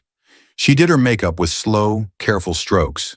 Her face still looked soft, but now there was something new in her gaze. "They think I won't come," she whispered to her reflection. "They think I'll stay home and stay small." She picked up her purse, checked that the sonogram was inside, and held it to her chest for one last second. "I need to see this myself," she said. As she stepped into her shoes, her phone buzzed again. A notification from the event organizer. "Metroline promotion party. Doors open in 30 minutes. Elise looked at the screen and whispered, "I'm coming." The moment Elise stepped through the tall glass doors of the event hall, the sound hit her like a wave. Loud laughter, clinking glasses, music thumping through the floors. The room glittered with crystal chandeliers and sequined dresses. This was Daniel's favorite kind of place. Loud, shiny, full of people who only cared about status. She paused just inside the entrance, heart pounding, fingers clenched around her small purse. The sonogram lay inside, safe but fragile. She drew one deep breath and moved forward. Across the room, Daniel Hawkins stood near the stage, surrounded by co-workers and managers. A microphone rested in his hand, his smile wide as he soaked in their praise. Right beside him, leaning too close, was Maya Rivers. Maya, 27, bold and flirtatious, had joined Daniel's department 6 months earlier. She wore a tight red dress that drew every eye in the room. Her hand rested casually on Daniel's arm, as if it belonged there. Elise's stomach twisted. Mark Tanner noticed her first. His eyes widened. He nudged the colleague next to him, whispering behind his glass. People followed his gaze. Some looked away in discomfort. Others watched like it was a show. Maya traced Daniel's tie with one finger, the same tie she had told him to wear. Then she saw Elise. Her lips curled into a slow, cruel smirk. When Daniel finally spotted Elise across the room, his whole body stiffened. The color drained from his face. His eyes flashed not with guilt for what he had done, but with panic that she was here to ruin his image. He shoved the microphone into Mark's hand and stormed through the crowd. "Elise!" he hissed as soon as he reached her, grabbing her arm tighter than necessary. "What are you doing here?" A few people nearby fell silent, pretending not to listen while listening to every word. "I came to support you," Elise said softly. "I wanted to talk to you. Please." She slowly reached into her purse and pulled out the sonogram, holding it as gently as if it might break. "I wanted to tell you." Daniel slapped the photo out of her hand. The sharp sound cut through the music. The picture fluttered to the polished floor, landing face up near a cluster of shoes. Gasps spread around them. Elise's eyes widened. Her hand flew to her stomach. Before she could bend to pick up the photo, Daniel dragged her a few steps away, fingers digging into her arm. "You always do this," he growled under his breath. "You show up, you make things awkward. I told you to stay home. You don't belong here." I told you she'd come and try to spoil the night," Maya said, walking up slowly. Her voice sounded sweet. Her smile did not. Elise's heart pounded in her ears. From near the wall, security officer Nolan watched. He had noticed Daniel's harsh grip the moment Elise walked in. At the first sign of trouble, he had quietly tapped his chest camera on. The small red light blinked, recording every second. "Daniel, please," Elise whispered. "At least listen. This is our baby." "Stop using drama to control me," he snapped. "You always make everything about you." All around them, co-workers exchanged uneasy looks. The music faded out as someone near the DJ signaled to turn it down. Then it happened. In his anger, Daniel shoved her. Hard. Her feet slid on the polished floor. She fell backward, instinctively curling around her stomach. Her shoulder hit the ground first. Pain shot through her side. People screamed. A glass shattered. Someone shouted, "Call an ambulance!" Nolan moved fast. He pushed through the circle that had formed, dropped to one knee beside Elise, and spoke calmly. "Ma'am, don't move. I saw what happened." Elise's eyes filled with tears, but she didn't sob. Her breath came in short bursts. She stared at the sonogram photo lying near the heel of someone's shoe, the tiny shape of her baby still visible. Daniel threw up his hands, voice rising. She slipped. She's clumsy, that's all. She tripped on her own dress. Nolan looked up at him, expression flat. Sir, I have the entire incident recorded from the moment you grabbed her arm. Please step back. Maya tugged on Daniel's sleeve, panic flickering in her eyes now. Daniel, stop talking. Just stop. But Daniel was too angry and too exposed. Why did you even come? He spat toward Elise. Why can't you just stay where you belong? Every person in the room stared, some with disgust, some with pity, none with respect. Elise tried to sit up. Pain pulled at her side. Nolan gently steadied her. Ma'am, the ambulance is on its way, he said quietly. You hit the floor hard. We need to get you checked, for you and the baby. She nodded weakly, tears finally slipping down her cheeks. Thank you, she whispered. Thank you for seeing me. Nolan glanced toward the cameras around the hall, then back at his own chest cam.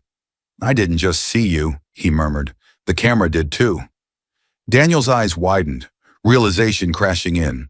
The nightmare he tried to keep private had just been turned into evidence. As Nolan helped Elise to her feet and guided her toward the exit, the crowd parted like a slow, silent wave. For a brief second, Elise saw Daniel standing alone, breathing hard. A small smear of red lipstick stained his shirt collar. Maya's exact shade. She looked at it, and her eyes darkened with a new kind of quiet. It's not over, she whispered under her breath. Elise's body shook as the hospital doors swung open and the stretcher rolled in. Bright white lights flashed above her as nurses hurried alongside. Get a monitor. Check her vitals. We need a fetal heartbeat now. Metal trays clattered. Machines beeped. Voices overlapped. Every sound felt too loud. Nolan stayed beside the bed as far as hospital rules allowed. His face, usually calm, carried honest worry. He kept enough distance to respect her space, but close enough to answer questions. Elise was moved onto a hospital bed. A nurse gently lifted her blouse and placed a monitor band over her belly. The machine beeped once, then again, then fell into a steady rhythm. The baby's heartbeat filled the room like a soft drum. Only then did the rush ease. Dr. Helen Caro, 45, calm and experienced in high-risk pregnancies, stepped in. She scanned the monitor, checked Elise's bruised arm and side, then looked her in the eyes with a mix of firmness and kindness. Elise, she said gently, your baby is safe.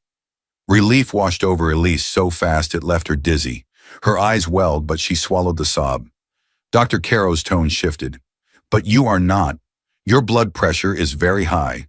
Your body is under serious stress. If this continues, it could put both you and the baby in danger. Elise stared at the ceiling. Danger. She had never applied that word to her marriage before. The door burst open. Grace Laurent, Elise's older sister, 31 strong, protective, and the only blood family she had left, rushed in. Her hair was messy. Her eyes were wild with fear. Elise, Grace grabbed her hand. Are you okay? I came as soon as Vivian called. What happened? Elise's voice was barely a whisper. He shoved me at the party. I was trying to tell him about the baby. Grace's expression crumpled from shock into something darker. She turned to Nolan. Is that true? Nolan lowered his gaze respectfully. Yes, ma'am. I recorded the whole thing on my body camera. I've already logged an incident report with the venue and saved the footage in 2 places. No one can erase what happened. Grace looked like she wanted to punch a wall. Daniel did this, she whispered. To you? While you're pregnant? Elise closed her eyes. The monitor beeped steadily beside her. A soft knock interrupted the silence. Nolan stepped closer and placed a small USB drive on the bedside table. This is a copy of the footage, he said quietly. Time-stamped. Audio included. I'll keep the original file secured with my company, but this one is for you, for the police, or your lawyers, or whoever you trust. Elise stared at the tiny device. It looked small, but it carried truth too big to ignore. Thank you, she said, voice trembling, for not pretending you saw nothing. Nolan nodded once. You didn't deserve what happened. None of this is your fault. Then he stepped out to give them privacy. The room grew quieter. Only the heartbeat monitor and distant hospital sounds remained. Elise stared at the ceiling for a long moment. Her mind felt like it was trying to climb out of thick fog. "Grace," she whispered. "I don't know how I got here." Grace squeezed her hand. "You love the wrong man. That's not a crime. That's just human." Elise's breath shook. "I thought if I kept my real life away from him, things would be simple. I thought hiding who I am would protect us." Grace frowned. "Your real life?" Elise blinked slowly, and the past rose up. The Grand Laurent family chapel was filled with dark suits and quiet crying. Elise stood at the front, dressed in black, staring at her father's coffin. A group of men and women approached. The Laurent Enterprises board. One of them, Mr. Adler, bowed slightly. "Elise, your father left the empire to you. You are the new CEO of Laurent Enterprises." Elise's eyes were red and swollen. She looked at Grace, then at the board. "I can't lead yet," she whispered. "I don't even know who I am without him. I need time to live simply first, to see the world outside these walls without security and titles." Mr. Adler nodded, gentle but serious. "Then we will keep your position private. The world will know only Yves Laurent. We'll seat trusted faces in front of cameras, and you can attend board meetings under control. When you are ready to step forward publicly, you can." Elise's gaze returned to the coffin. Her father's voice echoed in her memory. "Power means nothing if you can't protect the ones you love." She had decided then to build a life where someone loved her without knowing about the power. She believed that would be the truest kind of love. Back in the hospital room, Elise whispered, "I thought loving quietly would protect me." Grace's eyes softened with pity and anger. "You married someone who never even tried to see you." Elise's phone buzzed weakly on the bedside table. "Vivian," Elise answered. "Vivian? Elise, your voice!" Vivian almost broke. "What did he do?" Elise didn't explain. She didn't have the strength. Instead, her eyes moved to the USB, the bruise on her arm, and the steady heartbeat on the monitor. Something inside her hardened. "Vivian," she said, her tone suddenly cold and clear. "Call Adrian Voss." Vivian inhaled sharply. "Adrian Voss, Laurent Enterprises' most powerful lawyer. Tell him I need an emergency consultation," Elise continued. "And tell him," her jaw tightened, "tell him I'm done protecting Daniel." As Elise ended the call, the fetal monitor beeped calmly beside her, steady and strong, but her next words cut through the quiet like steel. "Tomorrow," she whispered, "everything changes." The hospital room door swung open with urgency, not panic. Adrian Voss, 52, sharp-eyed and composed, stepped inside carrying a thick leather briefcase. He was the lead attorney for Laurent Enterprises, the man CEOs called when they wanted problems to disappear without a sound. Tonight, he had come because Elise finally said one word she had never used about her husband before. "Enough." Grace stood up from the chair beside the bed as Adrian approached. Vivian slipped in just behind him, her expression tight with worry. Together they formed a quiet wall of protection around Elise's hospital bed. Adrian set the briefcase on the side table and opened it with precise movements. Papers, folders, official seals. He spoke firmly, wasting no time. "Elise," he said, his voice respectful, "inside this case are three things: a petition for a temporary protection order, the initial divorce filing, and documentation reaffirming your authority as majority shareholder and CEO.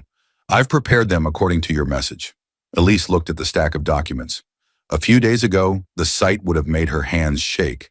Now, after the party, the fall, the bruise on her arm, and the steady sound of her baby's heartbeat, she felt strangely calm.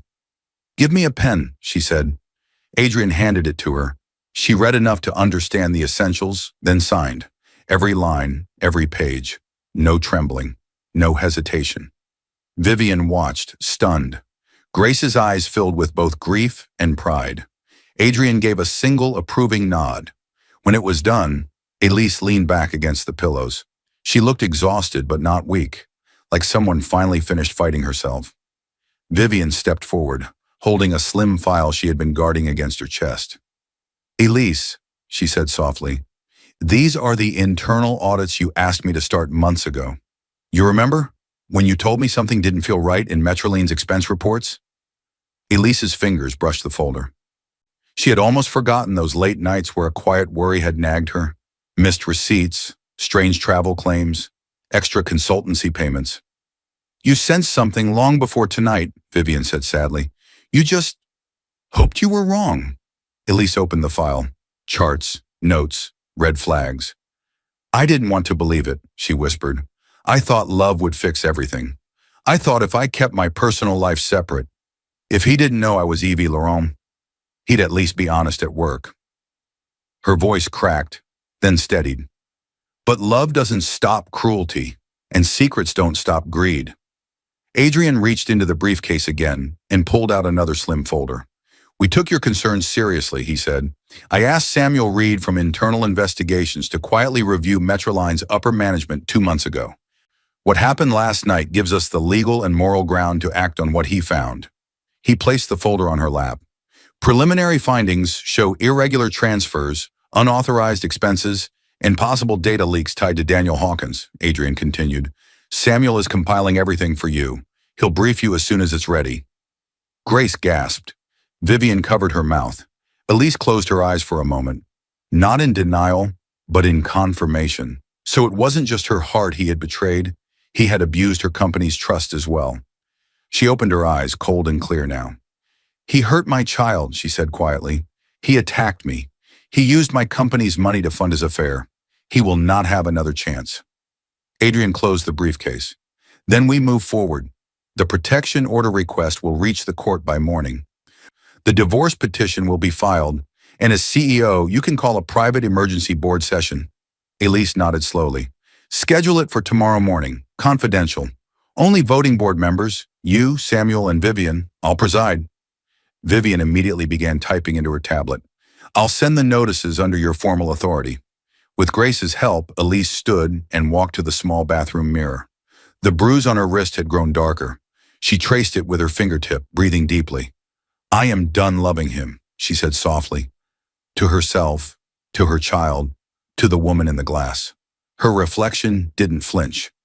She walked back to the bed. Vivian's tablet vibrated sharply in her hand. Vivian glanced at the screen, and the color drained from her face. Elise, she whispered. You need to see this. On the tablet was a new email from Samuel Reed. Subject line, Daniel Hawkins, full findings, compiled, urgent. The small conference room inside the hospital's private wing had been turned into a war room. Laptops glowed. Files lay open like weapons. A large monitor waited on the wall. Samuel Reed, 48, sharp, discreet, and feared in the corporate world for his ability to uncover any lie, stood at the head of the table. He carried a thick black folder under one arm. Tonight, his work belonged to Elise. Elise entered the room slowly, still in her hospital gown and a loose cardigan Grace had brought from home. The bruise on her arm showed faintly where the sleeve slipped. Her steps were careful, but her posture was straight. Grace took a seat near the door, watching her sister like a guard. Adrian sat beside Samuel. Vivian sat with her tablet ready. Nolan and Dr. Caro had been invited as needed witnesses. Samuel set the folder down directly in front of Elise. Ms. Laurent, he said, using her real name with quiet respect. This is the complete report on Daniel Hawkins. Some of it comes from the audits you ordered months ago. Some of it comes from the last 24 hours, once we had cause to dig deeper. Elise opened the folder. The first page hit like a punch. Printed emails, subject lines, attachments. Samuel tapped them with one finger. These, he explained, are email exchanges between Daniel Hawkins and Maya Rivers. They used personal accounts, but some of the content references internal Metroline proposals. We captured these because several messages were sent from company devices and over company Wi-Fi, which allowed our security filters to flag them. Elise scanned the lines. Forward me the draft first. I'll show it to my contact at the other firm. Don't worry, they'll pay us privately when the deal goes through. I deserve more than your boring little salary, Danny. Make it work. Samuel continued. This indicates he was sharing confidential information with a competitor in exchange for personal gain. Vivian's jaw clenched. Grace whispered, he betrayed the company, too. Samuel slid another stack of papers forward. These are corporate card statements, expense reports, and approvals he pushed through. Notice the pattern: restaurant bills, hotel stays, jewelry purchases, and a rental deposit for an apartment under Maya's name. Elise saw the numbers, dates that lined up with the messages, places that weren't hers. All using Metroline corporate funds, Samuel said. He disguised them as client meetings and strategic consulting. Elise turned another page. Another file waited, transcript printouts and audio logs. Samuel explained, these are voicemails and recorded calls from the shared phone plan. Many companies archive call logs for investigation purposes when fraud is suspected. Once we had your permission, we retrieved them. Vivian played one sample on the conference speaker. Daniel's voice filled the room, mocking and relaxed. Elise is harmless, boring. She doesn't get this world, but she's comfortable for now. Maya's laugh followed. She'll never be part of your real life. Not like I am. Grace covered her mouth, stunned. Elise did not cry. She didn't even blink. She just turned the page and kept going. Nolan stepped forward then, placing a small USB drive on the table, the same one he had left by her hospital bed earlier, now carefully labeled and sealed.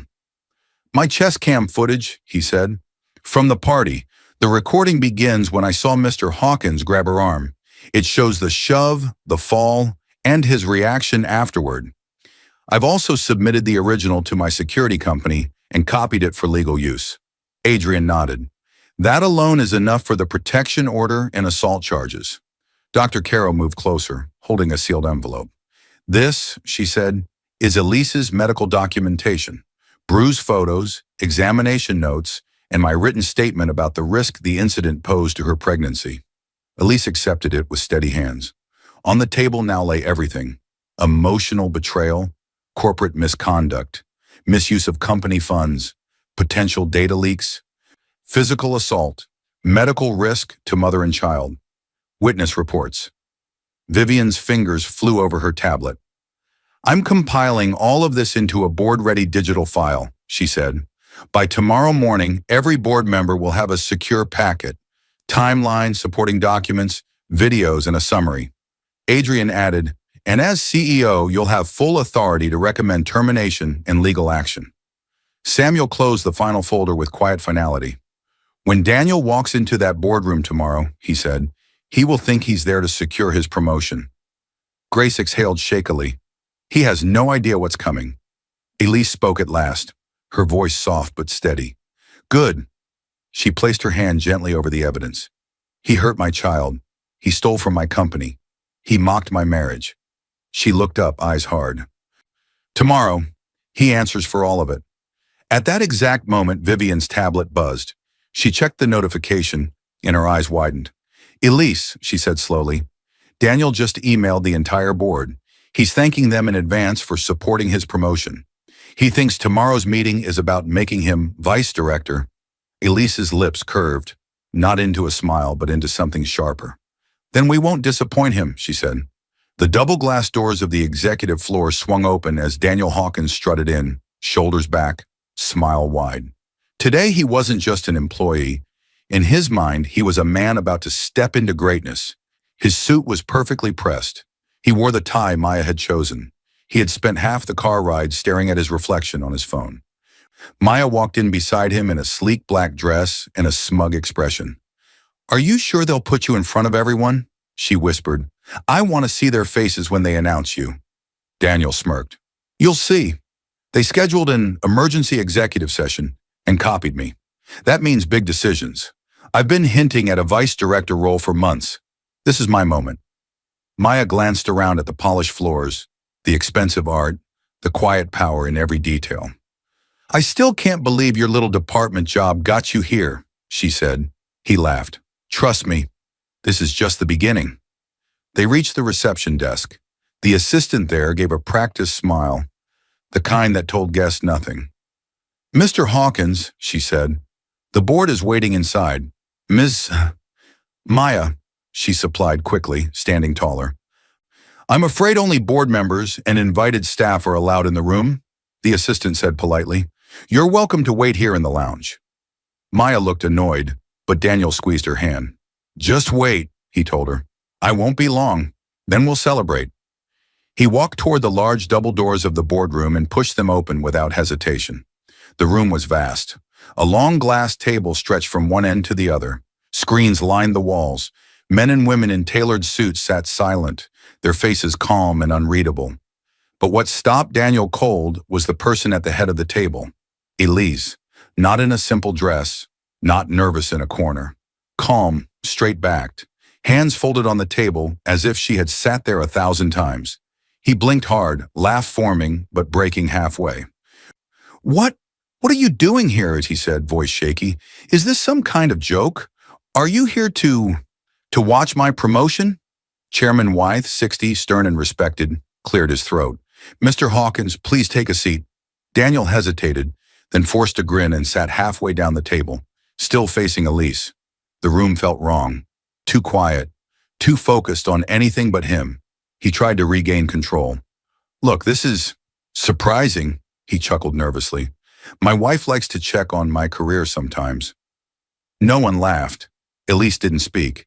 Instead, she reached into a slim leather folder and took out a small, heavy badge.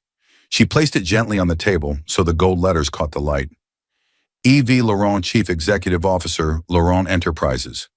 A collective murmur rippled through the room, not of surprise but of acknowledgement, as if the board was simply watching the mask come off. Daniel stared at the badge, then at Elise. "Elise," his voice cracked. "What is this? Some prop? Say something. Tell them you're joking." Elise looked at him with calm, distant eyes. "This is not a joke, Daniel." Chairman Wythe folded his hands. "Mr. Hawkins, perhaps your wife never felt the need to tell you this, but she is not simply your wife. She is the CEO and majority owner of this corporation and its subsidiaries, including Metroline Dynamics." Daniel's skin went pale. "Owner?" he stammered. "Elise, you're E.V. Laurent?" Elise answered simply. "Yes." He blinked rapidly, trying to catch up. "Why didn't you tell me?" "Because I wanted a marriage built on love, not greed," she replied. "I wanted to know who you were without my power in the room." Silence pressed down like weight. Elise nodded once to Vivian. Vivian stood, connected her tablet to the screen, and spoke clearly. "This emergency board session concerns Daniel Hawkins and multiple severe violations." The screens lit up. First, the chest cam footage from the party. The room watched Daniel grab Elise's arm. They saw the harsh words, the slap at the sonogram, the shove, the fall. They heard gasps. They saw Elise curled on the floor, protecting her stomach. Daniel lunged from his chair. "Turn that off! She slipped! The floor was—" "Sit down, Mr. Hawkins," Chairman Wythe said firmly. Nolan, now in a formal security uniform as an invited witness, spoke from the back. "The footage is unedited. The timestamps are consistent with my official report." Next slide, the elevator video. Daniel and Maya, hands around each other, kissing, laughing, Maya mocking Elise. Next, emails, messages, screenshots showing leaked proposals sent toward a rival company. Next, expense reports and corporate card statements. Restaurant bills, jewelry, apartment rent, all coded as client entertainment and business development. Whispers spread around the table now. Angry, disappointed, Daniel's legs weakened. He gripped the edge of the chair. "She knew everything?" he whispered. Elise didn't answer. She didn't need to. Adrian rose to speak. "As you can see, Mr. Hawkins misused company funds, violated confidentiality, and assaulted the CEO in public while she was pregnant. Our legal team has already filed a criminal complaint concerning the assault and forwarded the financial evidence to regulatory authorities." Chairman Wythe nodded gravely. "Board members, we will now vote on immediate termination of Daniel Hawkins' employment for cause, revocation of all benefits, and a recommendation to industry partners and regulators regarding his misconduct." Hands went up around the table. "Everyone." "Unanimous," the chairman said. "Effective immediately, Daniel Hawkins is terminated." The door opened. A uniformed corporate security chief stepped in, accompanied by a police officer who had waited outside for the decision. The officer approached Daniel calmly. "Mr. Hawkins, there is an active complaint and sufficient evidence to proceed. You're required to come with us for processing." Daniel stumbled back. No, no, you can't do this. Elise, I'm your husband. Elise's face did not harden, but it did not soften either. You stopped being my husband when you became my attacker, she said quietly. The officer placed handcuffs around Daniel's wrists. Daniel's voice broke completely. Elise, please, we can fix this. I'll change. She looked away. The cuffs clicked. This is not over, he shouted as they led him toward the door. You hear me? This is not. The door closed behind him. The room exhaled. Adrian leaned toward Elise and spoke in a low voice only she and the nearest members could hear. The court hearing on the protective order and initial charges has been scheduled, he said. We'll move through the law now. Elise nodded once. She picked up her CEO badge, slipped it into her jacket pocket, and whispered to herself, Next. The truth goes on record. Several weeks later, the heavy doors of the courtroom opened, and Daniel Hawkins was escorted inside by two bailiffs. He wasn't in a tailored suit this time. His hair was unkempt, his eyes bloodshot, his shoulders slumped. He looked nothing like the man who strutted into the boardroom expecting a promotion. He looked like someone whose world had been eaten from the inside out. Whispers rippled through the packed room. Reporters sat with notepads ready. Spectators leaned forward, eager for every detail. At the far side of the room, Elise walked in. She wore a simple, elegant dress and a neat blazer. Her pregnancy was more visible now, a gentle curve beneath the fabric. Grace walked beside her, steady and supportive. Adrian followed, carrying a binder of organized files. Elise's expression was calm, not cold. Not triumphant, just finished. Daniel turned as soon as he heard her steps. Elise, he called out, voice frayed. Please, please talk to me. You haven't answered any of my calls. She did not look at him. She took her place at the front beside Adrian. Judge Ramos, 55, known for fairness and a low tolerance for excuses, entered and took his seat. When he spoke, his voice cut through the murmurs at once. Court is now in session. This is the combined hearing on the petition for a permanent protective order and related civil claims. Elise Vivian Laurent Hawkins versus Daniel Hawkins. Laurent. Her full name echoed through the courtroom speakers. Some reporters scribbled faster. Others exchanged glances. Confirmation of the rumors about the hidden CEO. Daniel flinched at the sound. Adrian stood. Your Honor, we will present evidence covering physical assault, emotional harm, and pattern of coercive behavior. The criminal, financial, and corporate misconduct matters are being handled in separate proceedings. Understood, Judge Ramos replied. Proceed. The lights dimmed slightly as screens turned on. Clip 1, Nolan's chest cam footage. Everyone saw Daniel's hand around Elise's wrist. The harsh tone, the slap at the sonogram photo, the shove, Elise hitting the floor, crying out and curling around her stomach. Gasps erupted. Someone in the gallery whispered, She's pregnant. Daniel shook his head violently. It's exaggerated. She lost her balance. Mr. Hawkins, Judge Ramos said sharply, you will remain silent until asked to speak. Clip 2, the elevator video. Daniel and Maya, laughing, kissing, mocking the wife who would never be part of his real world. Clip 3, voicemail audio. Daniel's voice, dismissive and cruel. She's good at cooking and keeping things quiet. That's about it. Maya's voice followed. As long as she stays out of the way, who cares? The clips ended. Silence filled the room for a moment. Then the witnesses began. Dr. Helen Caro took the stand first. Calm, professional. Elise came to the hospital after a fall caused by a forceful push. She testified. She had bruising on her arm and side. Her blood pressure was severely elevated. While the baby remained stable, the stress and physical trauma placed the pregnancy at real risk.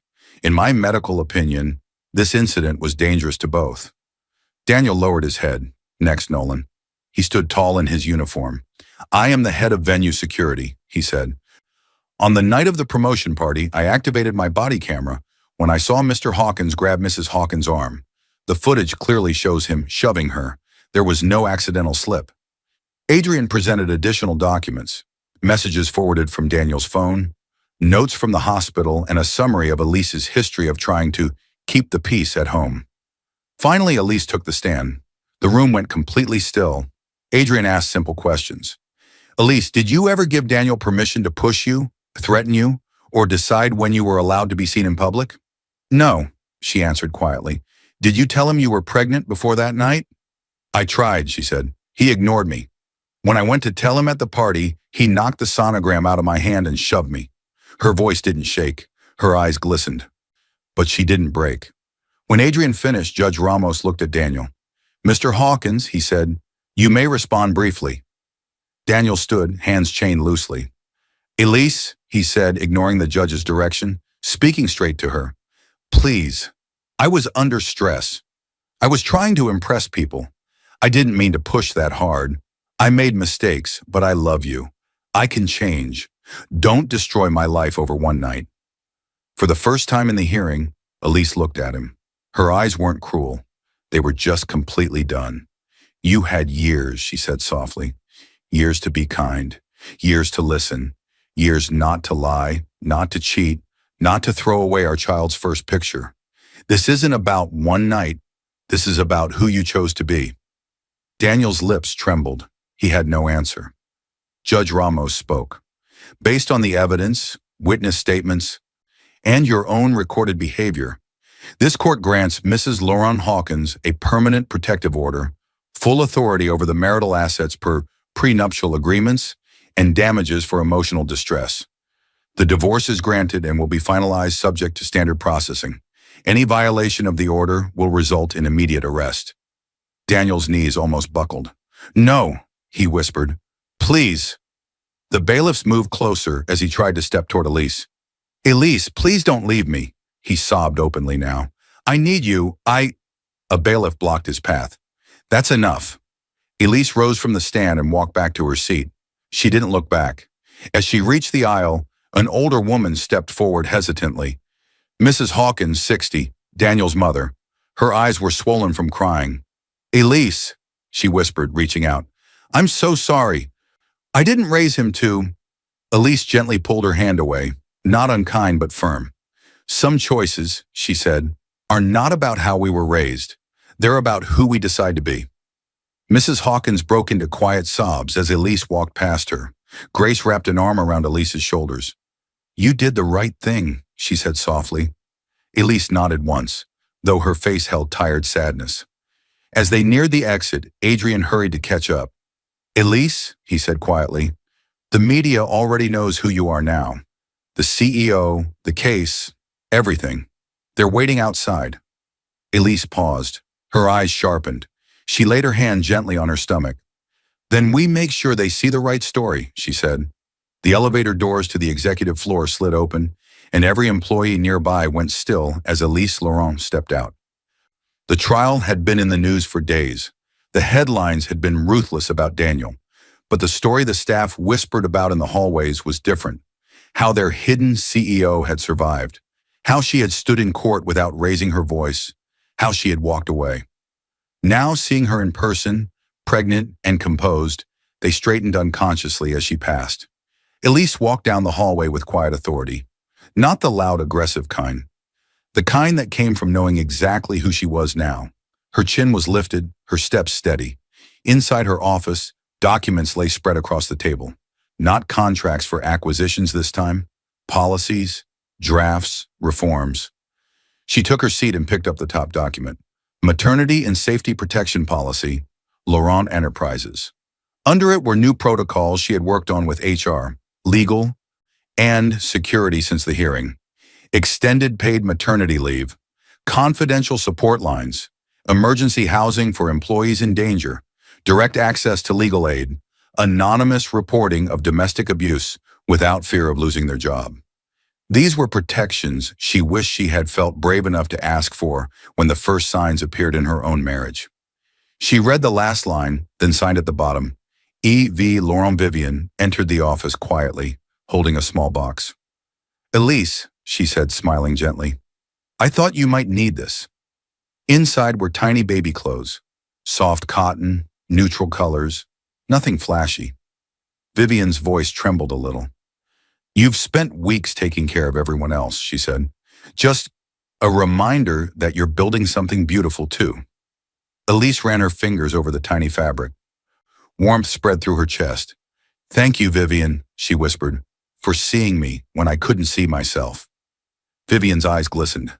You saved yourself, Elise, and your child. We just stood beside you. Grace stepped in next, more relaxed than she had been in months. The hard lines of worry around her eyes had softened. You're trending online, you know, Grace said playfully.